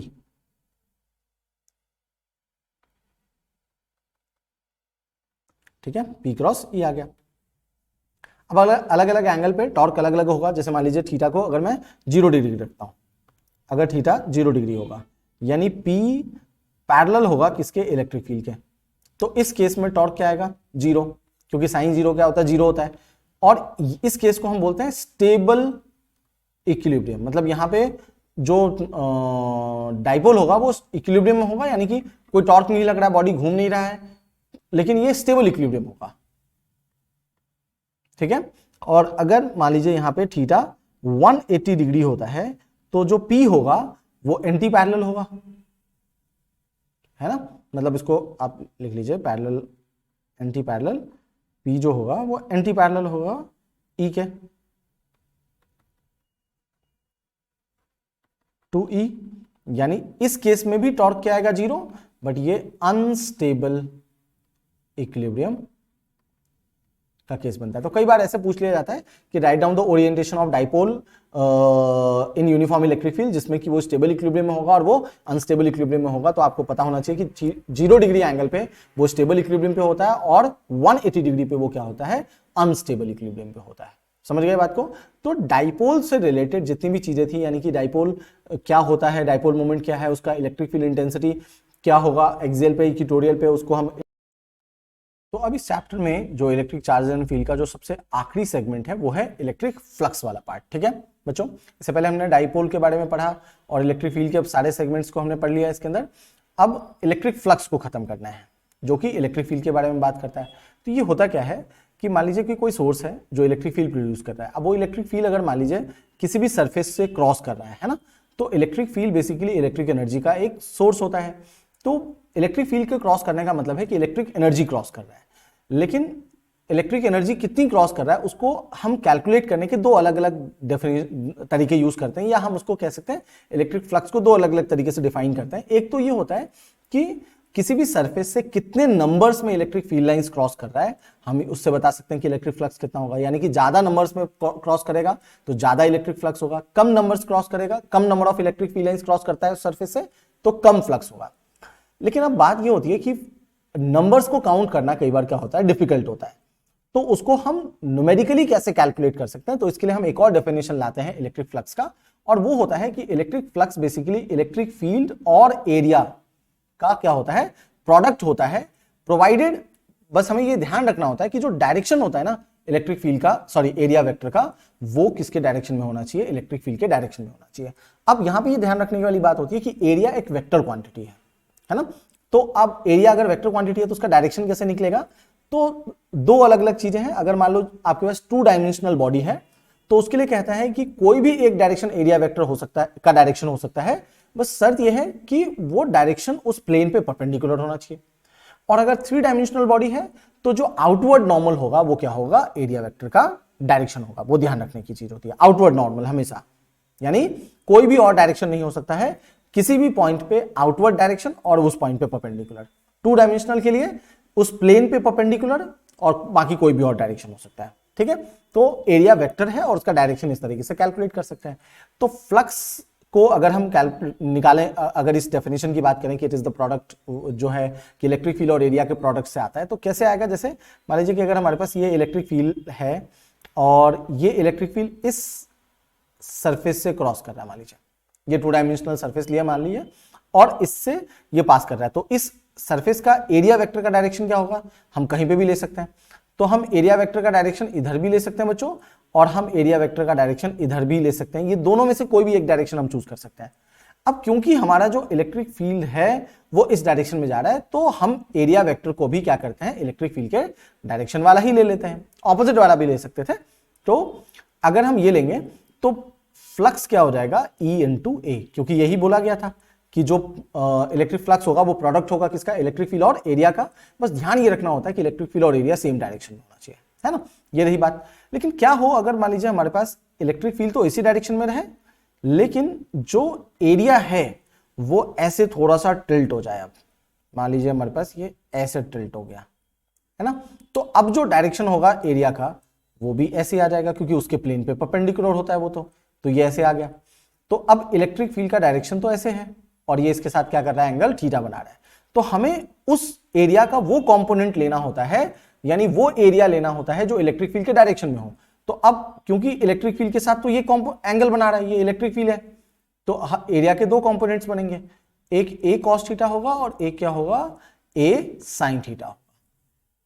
अब ध्यान से देखिए, तो ए साइन थीटा तो क्या है? इलेक्ट्रिक फील्ड पे परपेंडिकुलर है, लेकिन जो एरिया इलेक्ट्रिक फील्ड के डायरेक्शन में है वो कौन सा है? ए कॉस थीटा। यानी फ्लक्स का फॉर्मूला क्या आ जाएगा? ई ए कॉस थीटा। समझ गए बात को? तो ये आ गया और ये हो जाएगा ई डॉट ए, क्योंकि कॉस थीटा जब भी आता है 2 वेक्टर क्वांटिटी के बीच में तो वो डॉट प्रोडक्ट देता है, तो ई ए कॉस थीटा हो गया इसका, है ना। तो ये फ्लक्स है। जो इसका यूनिट होगा, अगर हम यूनिट की बात करें तो इलेक्ट्रिक फील्ड का यूनिट क्या होता है? न्यूटन पर कूलम, और एरिया का क्या होगा? Metre square. तो ये न्यूटन पर कूलम मीटर स्क्वायर हो गया। स्केलर क्वांटिटी है, यानी कि ये पॉजिटिव नेगेटिव, पॉजिटिव भी हो सकता है, नेगेटिव भी हो सकता है एंड जीरो भी हो सकता है। तो ये तीनों ही वैल्यूज को एक्वायर कर सकता है। और अगर ये कोई कंटिन्यूअस, मान लीजिए हमारे पास इलेक्ट्रिक फील्ड की वैल्यू अगर इस तरीके से है कि कांस्टेंट है, एरिया भी कांस्टेंट है, तब तो हम ये वाला फॉर्मूला अप्लाई करते हैं। लेकिन जहां पे भी वेरिएबल इलेक्ट्रिक फील्ड आता है तो वहां पे फ्लक्स के लिए हम क्या फॉर्मूला यूज करते हैं? इंटीग्रल ई डॉट डी ए। यानी जहां पे भी वेरिएबल इलेक्ट्रिक फील्ड आएगा तो हम, और एरिया कंटिन्यूअस सरफेस होगा, तो वहां पे हम फ्लक्स निकालने का फॉर्मूला क्या यूज करते हैं? Flux equals to E dot D A भी इस्तेमाल करेंगे, है ना। और इसको क्लोज इंटरवल इंटीग्रल ले लेते हैं। क्लोज इंटीग्रल का मतलब है कि क्योंकि सरफेस की बात कर रहा है और सरफेस ओपन तो होता नहीं है, सरफेस क्लोज होगा, तो क्लोज सरफेस की बात करते हैं हम इसके अंदर, तो वो क्लोज इंटीग्रल ई डॉट डी हो जाता है। तो जब भी वेरिएबल इलेक्ट्रिक फील्ड होगा यूज दिस फॉर्मूला, और जो हमारे पास कांस्टेंट इलेक्ट्रिक फील्ड होगा तो उसमें हम या तो ये वाला फॉर्मूला अप्लाई करेंगे या तो ये वाला फॉर्मूला अप्लाई करेंगे। सो इलेक्ट्रिक फ्लक्स यही होता है कि जब भी फील्ड लाइंस किसी भी सरफेस से क्रॉस करेगा तो वो जो एनर्जी इलेक्ट्रिक फील्ड वाली जो एनर्जी क्रॉस कर रहा है उससे वो कैलकुलेट करने के लिए हम ये फॉर्मूले का इस्तेमाल करते हैं। तो ये फ्लक्स है। अब इसके अंदर इस फ्लक्स का जो अगला एप्लीकेशन है वो यूज होता है गॉस थ्योरम के अंदर, और गॉस थ्योरम हमें ये बताता है कि हम इलेक्ट्रिक फ्लक्स के कंसेप्ट को यूज करके कैसे हम इलेक्ट्रिक फील्ड को फाइंड आउट कर सकते हैं। ठीक है, इलेक्ट्रिक फील्ड को फाइंड आउट कर सकते हैं। तो वो तो गॉस थ्योरम का एप्लीकेशन है। और ये भी कह सकते हो कि गॉस थ्योरम ने हमें ये बताया कि वो जो पहली डेफिनेशन थी कि किसी भी सरफेस से कितना फील्ड लाइंस क्रॉस करेगा, कितना फ्लक्स जाएगा, तो उसके लिए हमें वो इलेक्ट्रिक फील्ड और एरिया को हर बार मल्टीप्लाई करने की जरूरत नहीं होती है। कुछ और चीजों से भी हम क्या कर सकते हैं? फ्लक्स को कैलकुलेट कर सकते हैं। तो ये जो इसका डेफिनेशन है वो हमसे क्या कहता है बच्चों कि नेट इलेक्ट्रिक फ्लक्स किसी भी सरफेस से जिसके अंदर चार्ज इनक्लोज्ड है उससे जो नेट फ्लक्स पास करेगा वो कितना होगा? Passing through any close surface is 1/ε0 times the total charge enclosed in that surface. कि किसी भी सरफेस जिसके अंदर की एक चार्ज इनक्लोज्ड है उससे जो टोटल फ्लक्स पास करेगा, और ये फ्लक्स की बात नहीं है, ये टोटल फ्लक्स की बात है ना, नेट फ्लक्स। यानी कि कई बार ऐसा हो सकता है कि इलेक्ट्रिक फील्ड लाइंस आ भी रहा है और जा भी रहा है, तो फ्लक्स तो है वहां पे, लेकिन नेट निकालोगे तो क्या हो जाएगा? जीरो हो जाएगा उसका। कई बार होगा, मतलब जो फ्लक्स आएगा वो कम होगा, जो जाएगा वो ज्यादा होगा, या आने वाला फ्लक्स ज्यादा होगा, जाने वाला फ्लक्स कम होगा, तो वहां पे नेट फ्लक्स आएगा, है ना। तो और कई बार ऐसा होगा कि सिर्फ इलेक्ट्रिक फील्ड लाइंस बाहर निकल रहा होगा, सिर्फ अंदर आ रहा होगा, बाहर नहीं जा रहा होगा, तो किसी भी सरफेस के अंदर जिसके अंदर चार्ज इंक्लोज्ड है तो नेट फ्लक्स जो होगा वो 1/ε0 टाइम्स होता है जितना चार्ज उसके अंदर इंक्लोज्ड है, यानी कि फाइनेट जो होगा according to Gauss theorem is 1/ε0 times Q enclosed. ये ध्यान रहे बात। अच्छा, फ्लक्स निकलता किससे है? तो फ्लक्स निकलता है इस वाले फॉर्मूले से, close integral E dot D से, है ना। तो हम इस फॉर्मूले का यूज करके हम यहां तक पहुंच सकते हैं, ठीक है। तो गॉस थ्योरम है, आप इसको गॉस लॉ भी कह सकते हो।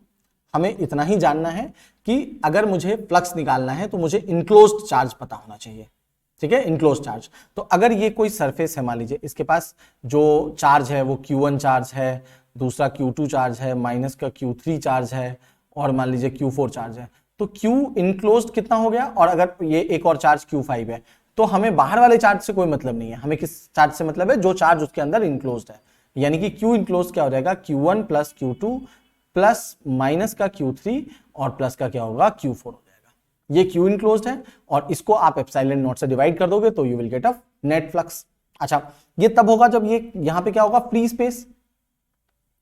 लेकिन अगर मान लीजिए कि फ्री स्पेस के अलावा कोई और मीडियम होता है, तो उस टाइम पे हम क्या लिखेंगे कि फाई नेट जो होगा इन मीडियम, कोई भी ऐसा मीडियम जो फ्री स्पेस के अलावा हो, एयर और वैक्यूम के अलावा होगा, तो वहां पे क्या हो जाएगा कि हम एप्सिलॉन यूज करेंगे, है ना, Q इनक्लोज्ड अपॉन एप्सिलॉन। और हमें पता है कि जो एप्सिलॉन होगा उसको ऐसे भी लिखा जा सकता है K टाइम्स एप्सिलॉन नॉट, और ये Q इनक्लोज्ड तो होगा ही होगा, ठीक है। तो इस तरीके से कि कोई और मीडियम होगा तो उसमें ये यूज कर लेंगे, अगर फ्री स्पेस है तो हमें पता है कि हम फाइनेट क्या निकाल सकते हैं? Q enclosed by epsilon not से। और फ्लक्स निकालने का जो मेन फॉर्मूला है that is close integral E dot D ए। तो ये गॉस थ्योरम कहता है कि सिंपल गॉस थ्योरम का ये मतलब है कि अगर किसी भी सरफेस के अंदर चार्ज इंक्लोज्ड है तो जो नेट फ्लक्स होगा उससे वो Q enclosed by epsilon not हो जाएगा। तो इसको अप्लाई करके हम क्या कर सकते हैं? अलग अलग चार्ज सिस्टम के लिए इलेक्ट्रिक फील्ड को फाइंड आउट कर सकते हैं, है ना। तो अब चलिए आगे बात करते हैं किसकी? इलेक्ट्रिक फील्ड कैसे फाइंड आउट कर सकते हैं हम इस गॉस थ्योरम को अप्लाई करके। तो सबसे पहली जो इलेक्ट्रिक फील्ड हमें किसी सिस्टम के लिए अगर निकालना है या किसी बॉडी के लिए निकालना है, तो वो कह सकते हैं कि अगर हमारे पास एक इनफाइनाइट चार्ज्ड वायर है ना, और अगर मुझे उसका इलेक्ट्रिक फील्ड इंटेंसिटी निकालना है किसी भी पॉइंट पे, तो हम गॉस थ्योरम की मदद से बड़ी आसानी से उसको फाइंड आउट कर सकते हैं। अब इसमें एक बड़ी इंटरेस्टिंग सी चीज क्या है कि ये जो वायर है ना, ये बच्चों ये कैसा है? Infinite wire. अब हम किस तरीके के वायर को इनफाइनाइट कह सकते हैं, है ना। सबसे बड़ी बात है कि इनफाइनाइट होता क्या है, हम कैसे पता लगाएंगे कि कोई बॉडी इनफाइनाइट है कि फाइनाइट है? तो आंसर है कि इस दुनिया में हर चीज फाइनाइट है और हर चीज इनफाइनाइट है। फर्क इस बात से पड़ता है कि कोई चीज इनफाइनाइट और फाइनाइट इस बात से होता है कि हम उसको ऑब्जर्व कहां से करते हैं, है ना। तो अगर ये जैसे पेन है, अगर मैं इस पेन को यहां से ऑब्जर्व करूं तो ये फाइनाइट है मेरे लिए, क्योंकि मैं एक ही टाइम पे इसके इस वाले एंड को और इस वाले एंड को दोनों को देख सकता हूं। लेकिन अगर इसी को आप यहां से देखो तो आप ना तो ऊपर वाले एंड को देख पाओगे, ना मैं देख पा रहा हूं, और ना नीचे वाले एंड को आप देख पाओगे, ना मैं देख पा रहा हूं, है ना। तो इस पॉइंट के रिस्पेक्ट में अगर हम बात करें तो ये पेन क्या हो गया? इनफाइनाइट हो गया। लेकिन अगर यहीं पे आएंगे तो ये फाइनाइट हो जाएगा। तो फाइनाइट और इनफाइनाइट उस पॉइंट के रिस्पेक्ट में होता है जहां पे से हम उसको ऑब्जर्व करते हैं। तो जिस पॉइंट पे हमें इलेक्ट्रिक फील्ड इंटेंसिटी निकालना है उस पॉइंट से वो क्या होगा? इनफाइनाइट होगा। और उसके लिए हमें क्या करना है? इलेक्ट्रिक फील्ड इंटेंसिटी निकालना है। तो मान लीजिए कि ये मेरे पास एक वायर है जो कि इनफाइनाइट है, और इनफाइनाइट को मैं थोड़ी देर के लिए इस तरीके से डॉटेड से रिप्रेजेंट कर देता हूं। अब अगर मैं उस पॉइंट के रिस्पेक्ट में देखूं और वो इनफाइनाइट है, तो मैं ये बता नहीं सकता कि कितना चार्ज है इसके पास। तो इसके लिए एक चीज डिफाइन करी जाती है कि कितना चार्ज डेंसिटी होगा। तो तीन तरीके का चार्ज डेंसिटी होता है, लीनियर, सरफेस और वॉल्यूम। तो क्योंकि ये रॉड है तो उसके लिए हम क्या डिफाइन करेंगे?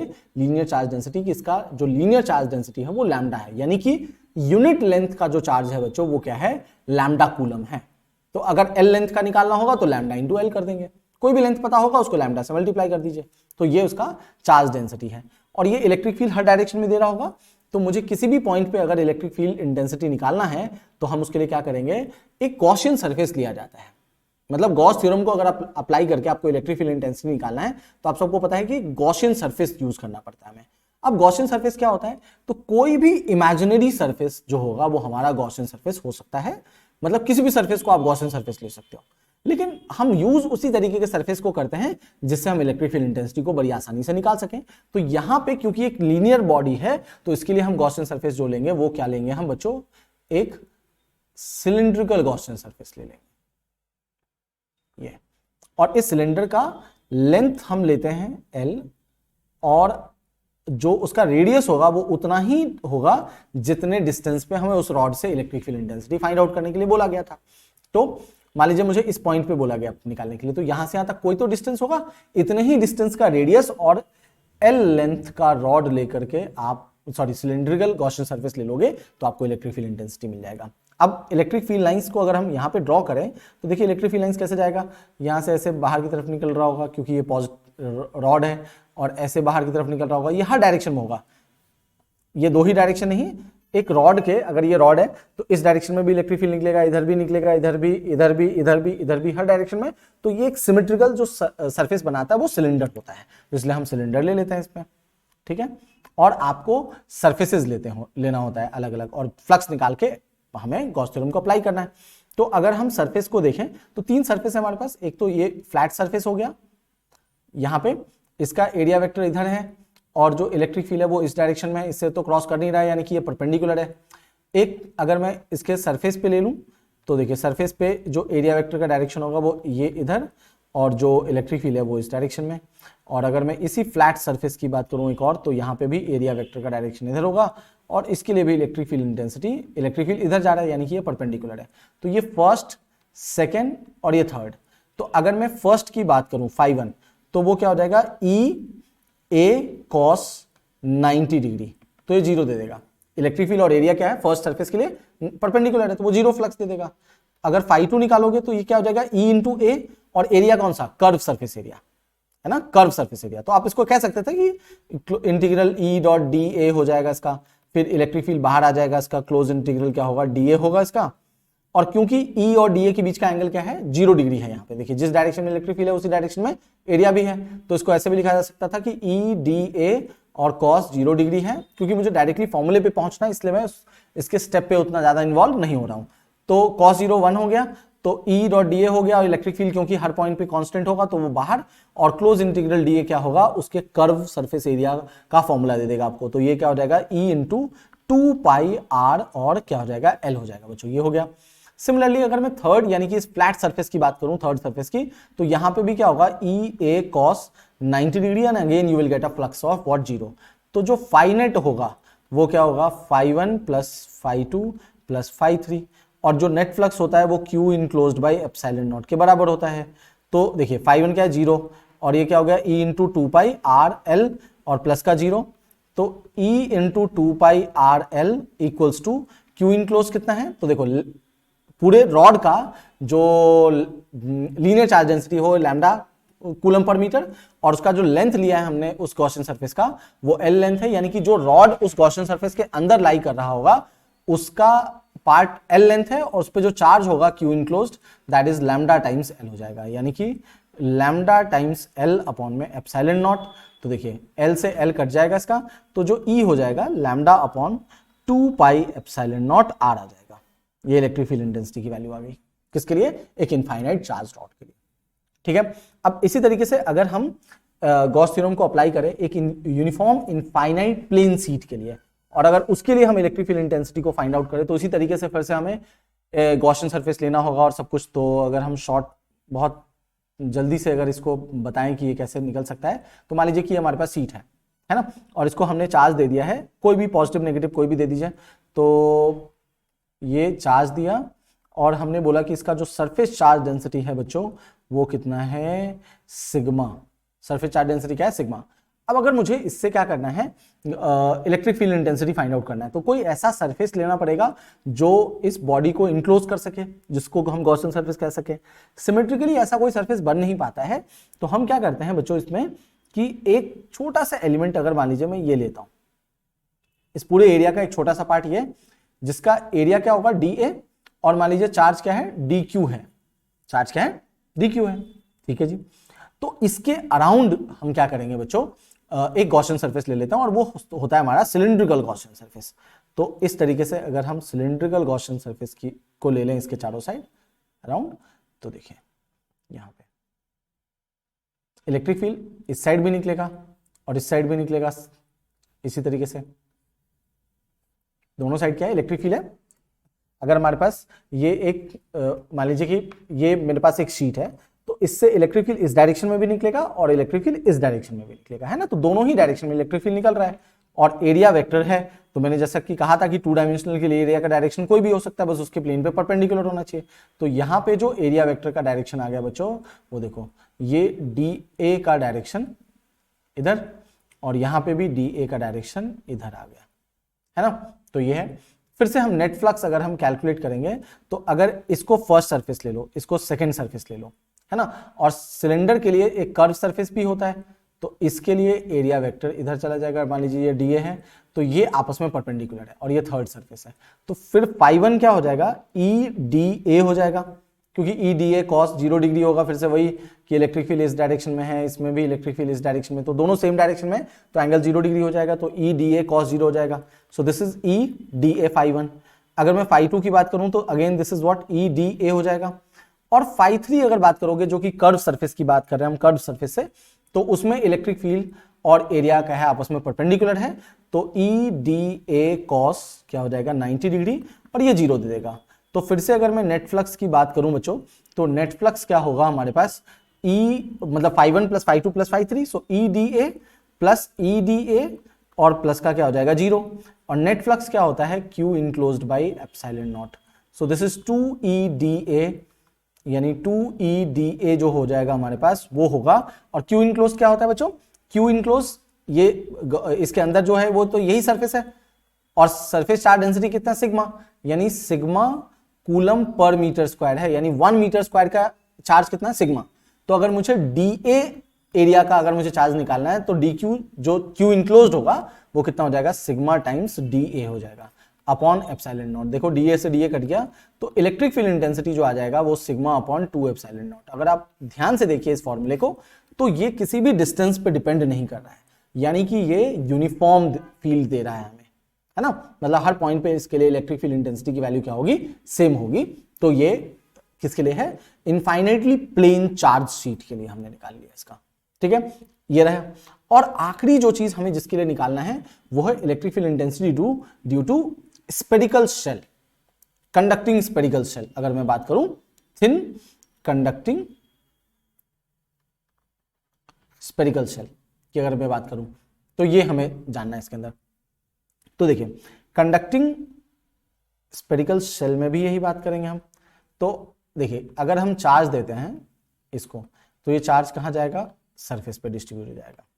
कंडक्टर के अंदर इलेक्ट्रिक फील्ड इंटेंसिटी 0 होता है, यानी अंदर चार्ज नहीं जाएगा। तो जो भी चार्ज दिया हमने, मान लीजिए वो सरफेस पे डिस्ट्रीब्यूट हो गया है और Q चार्ज डिस्ट्रीब्यूटेड है, तो हमें कहां निकालना है, एक तो सेंटर ये है और इसका जो रेडियस है वो क्या है, R है। तो अगर अंदर के किसी भी पॉइंट को पे हमें कैलकुलेट करना, मान लीजिए इस वाले पॉइंट पे कैलकुलेट करना है A पे, जिसका रेडियस R है, which is lesser than this capital R। इसको फिर से लिख देता हूं मैं, ये जो स्मॉल r है हमारे पास, ये small r which is lesser than r, एक बार सरफेस पे निकालना है और एक बार हमें बाहर निकालना है। तो जहां पे भी निकालना होता है बच्चों, हम वहां पे क्या करते हैं, गॉसियन सरफेस ले लेते हैं।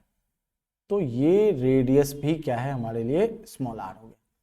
तो एक बार अगर अंदर निकालना है तो अंदर भी गॉसियन सरफेस लेंगे ऐसा, और इसके लिए जो एरिया वेक्टर का डायरेक्शन होगा वो डी ए इधर। अगर आपको बाहर वाले किसी भी पॉइंट पे कैलकुलेट करना है, इसके लिए भी आप एरिया वेक्टर बाहर ले लोगे, तो डी ए इधर की तरफ चला जाएगा इसका, और सरफेस पे भी यही होता है इसका। तो अगर मैं पहली बात करूं कि for r is less than r, यानी कि इनसाइड, स्फीयर के इनसाइड की बात करूं, तो चार्ज जो होगा Q इनक्लोज्ड वो कितना है, 0, क्योंकि अंदर कोई चार्ज है ही नहीं। जो भी चार्ज दिया है वो कहां गया है, सरफेस पे गया है, तो अंदर कोई चार्ज इनक्लोज्ड है ही नहीं। तो अगर मैं फाई नेट की बात करूं तो नेट फ्लक्स होता है close integral E dot D A, और ये क्या हो जाएगा, Q enclosed by epsilon naught. तो चाहे मैं यहां पे ई डी ए कॉस 0 लिख भी दूं या 90 ही लिखूं, कुछ भी लिखूं, लेकिन Q इनक्लोज नहीं है तो यहां पे कोई इलेक्ट्रिक फील्ड नहीं आएगा, यानी कि अंदर इलेक्ट्रिक फील्ड नहीं है बच्चों। सेकंड, अगर आप for r greater than r की बात करोगे, मैं बाहर की बात कर लेता हूं कि बाहर कितना आएगा, उसी से हम सरफेस का भी निकाल पाएंगे। तो अगर आप बाहर वाले सरफेस की बात करो तो देखो ये जो चार्ज अंदर इस सरफेस पे है वही तो उसके अंदर इनक्लोज्ड है ना, तो यानी कि यहां पे ये आउटसाइड, तो जो Q इनक्लोज्ड है यहां पे वो कितना है बच्चों, कैपिटल Q है।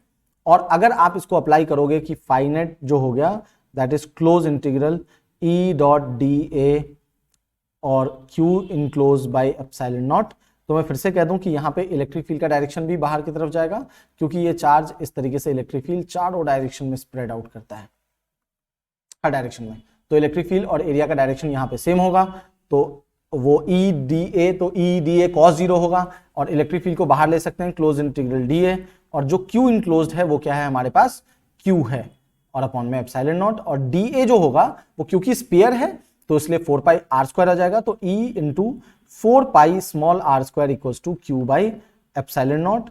तो बाहर वाले पॉइंट पे जो इलेक्ट्रिक फील्ड इंटेंसिटी आ जाएगा वो 1 by 4 pi epsilon not Q upon small are square आ जाएगा। ये इसके लिए हो गया। और अगर मैं थर्ड यहीं पे छोटी सी जगह पे मैं बता दूं कि थर्ड अगर मैं बात करूं कि for R equals to R, यानी कि सरफेस पे, भाई उस बॉडी के सरफेस पे, तो बस इस वाले फॉर्मूले में R को, स्मॉल r को कैपिटल R पुट कर दीजिए और आपको इलेक्ट्रिक फील्ड मिल जाएगा KQ by capital R square. तो हमने हर पॉइंट पे डिस्कस कर लिया है कि किसी भी स्फीयर के अंदर इलेक्ट्रिक फील्ड कितना होगा, सरफेस पे कितना होगा और बाहर वाले पॉइंट पे कितना होगा, है ना। तो electric field intensity uniformly charge thin spherical shield के लिए ये होता है। तो इस इलेक्ट्रिक फील्ड एंड चार्जेस में CUET 2023 के लिए जो भी सिलेबस था, जो CUET के थ्रू हमें प्रोवाइड किया गया था, वो यही है। इसकी हमने डिटेल रिवीजन करी है। तो अगर आपने इन सब चीज़ों को पढ़ लिया होगा तो मेरी रिक्वेस्ट है कि तब भी आप इसको थोड़े स्पीड पे ही सही, लेकिन इसको पूरा गो थ्रू कर लीजिए, क्योंकि एक बार हमारा हर चीज़ से गो थ्रू कर जाना अच्छे से बहुत ज़रूरी होता है। तो ये शॉर्ट में और जितना हो सकता था, मतलब डायरेक्ट फॉर्मूला ना बताते हुए थोड़ा सा इलैबोरेट करके मैंने कोशिश करी है इसको समझाने की। तो अब जो नेक्स्ट वीडियो होगा उसमें हम क्या करेंगे, इस चैप्टर से रिलेटेड सारे MCQs सॉल्व करेंगे, जो प्रीवियस ईयर का भी होगा और जो बाकी इस हर टॉपिक से रिलेटेड जो MCQs होगा उसको मैं लेकर के आऊँगा। तो आप सबसे रिक्वेस्ट है कि अगर ये वीडियो आपको यूजफुल लगा हो, आपको लगा कि आपके CUET की प्रिपरेशन में आपकी हेल्प कर रहा है, तो प्लीज़ इस चैनल को सब्सक्राइब कर लीजिए, बेल आइकन का बटन दबा दीजिए, ताकि जो आने वाली वीडियोस हैं CUET 2023 फिजिक्स डोमेन से रिलेटेड वो आपको टाइम टू टाइम मिलता रहे। और जो भी आपके दोस्त वगैरह CUET की तैयारी कर रहे हैं और फिजिक्स की तैयारी कर रहे हैं, उन सबसे भी प्लीज़ शेयर कीजिए ताकि उनकी भी हेल्प हो सके। और इस पूरे लेक्चर का जो PDF है वो मैं टेलीग्राम चैनल पे अपलोड कर दूंगा। तो टेलीग्राम चैनल का लिंक इस वीडियो के डिस्क्रिप्शन बॉक्स में मिल जाएगा, आप वहां से जाकर के टेलीग्राम चैनल को ज्वाइन कर सकते हैं। और जितने भी नोट्स होंगे उसका सबका PDF वर्जन आपको फ्री ऑफ कॉस्ट मिलेगा। तो चलिए मिलते हैं फिर नेक्स्ट वीडियो में, और फिर हम वहां से MCQs इस चैप्टर का स्टार्ट करेंगे।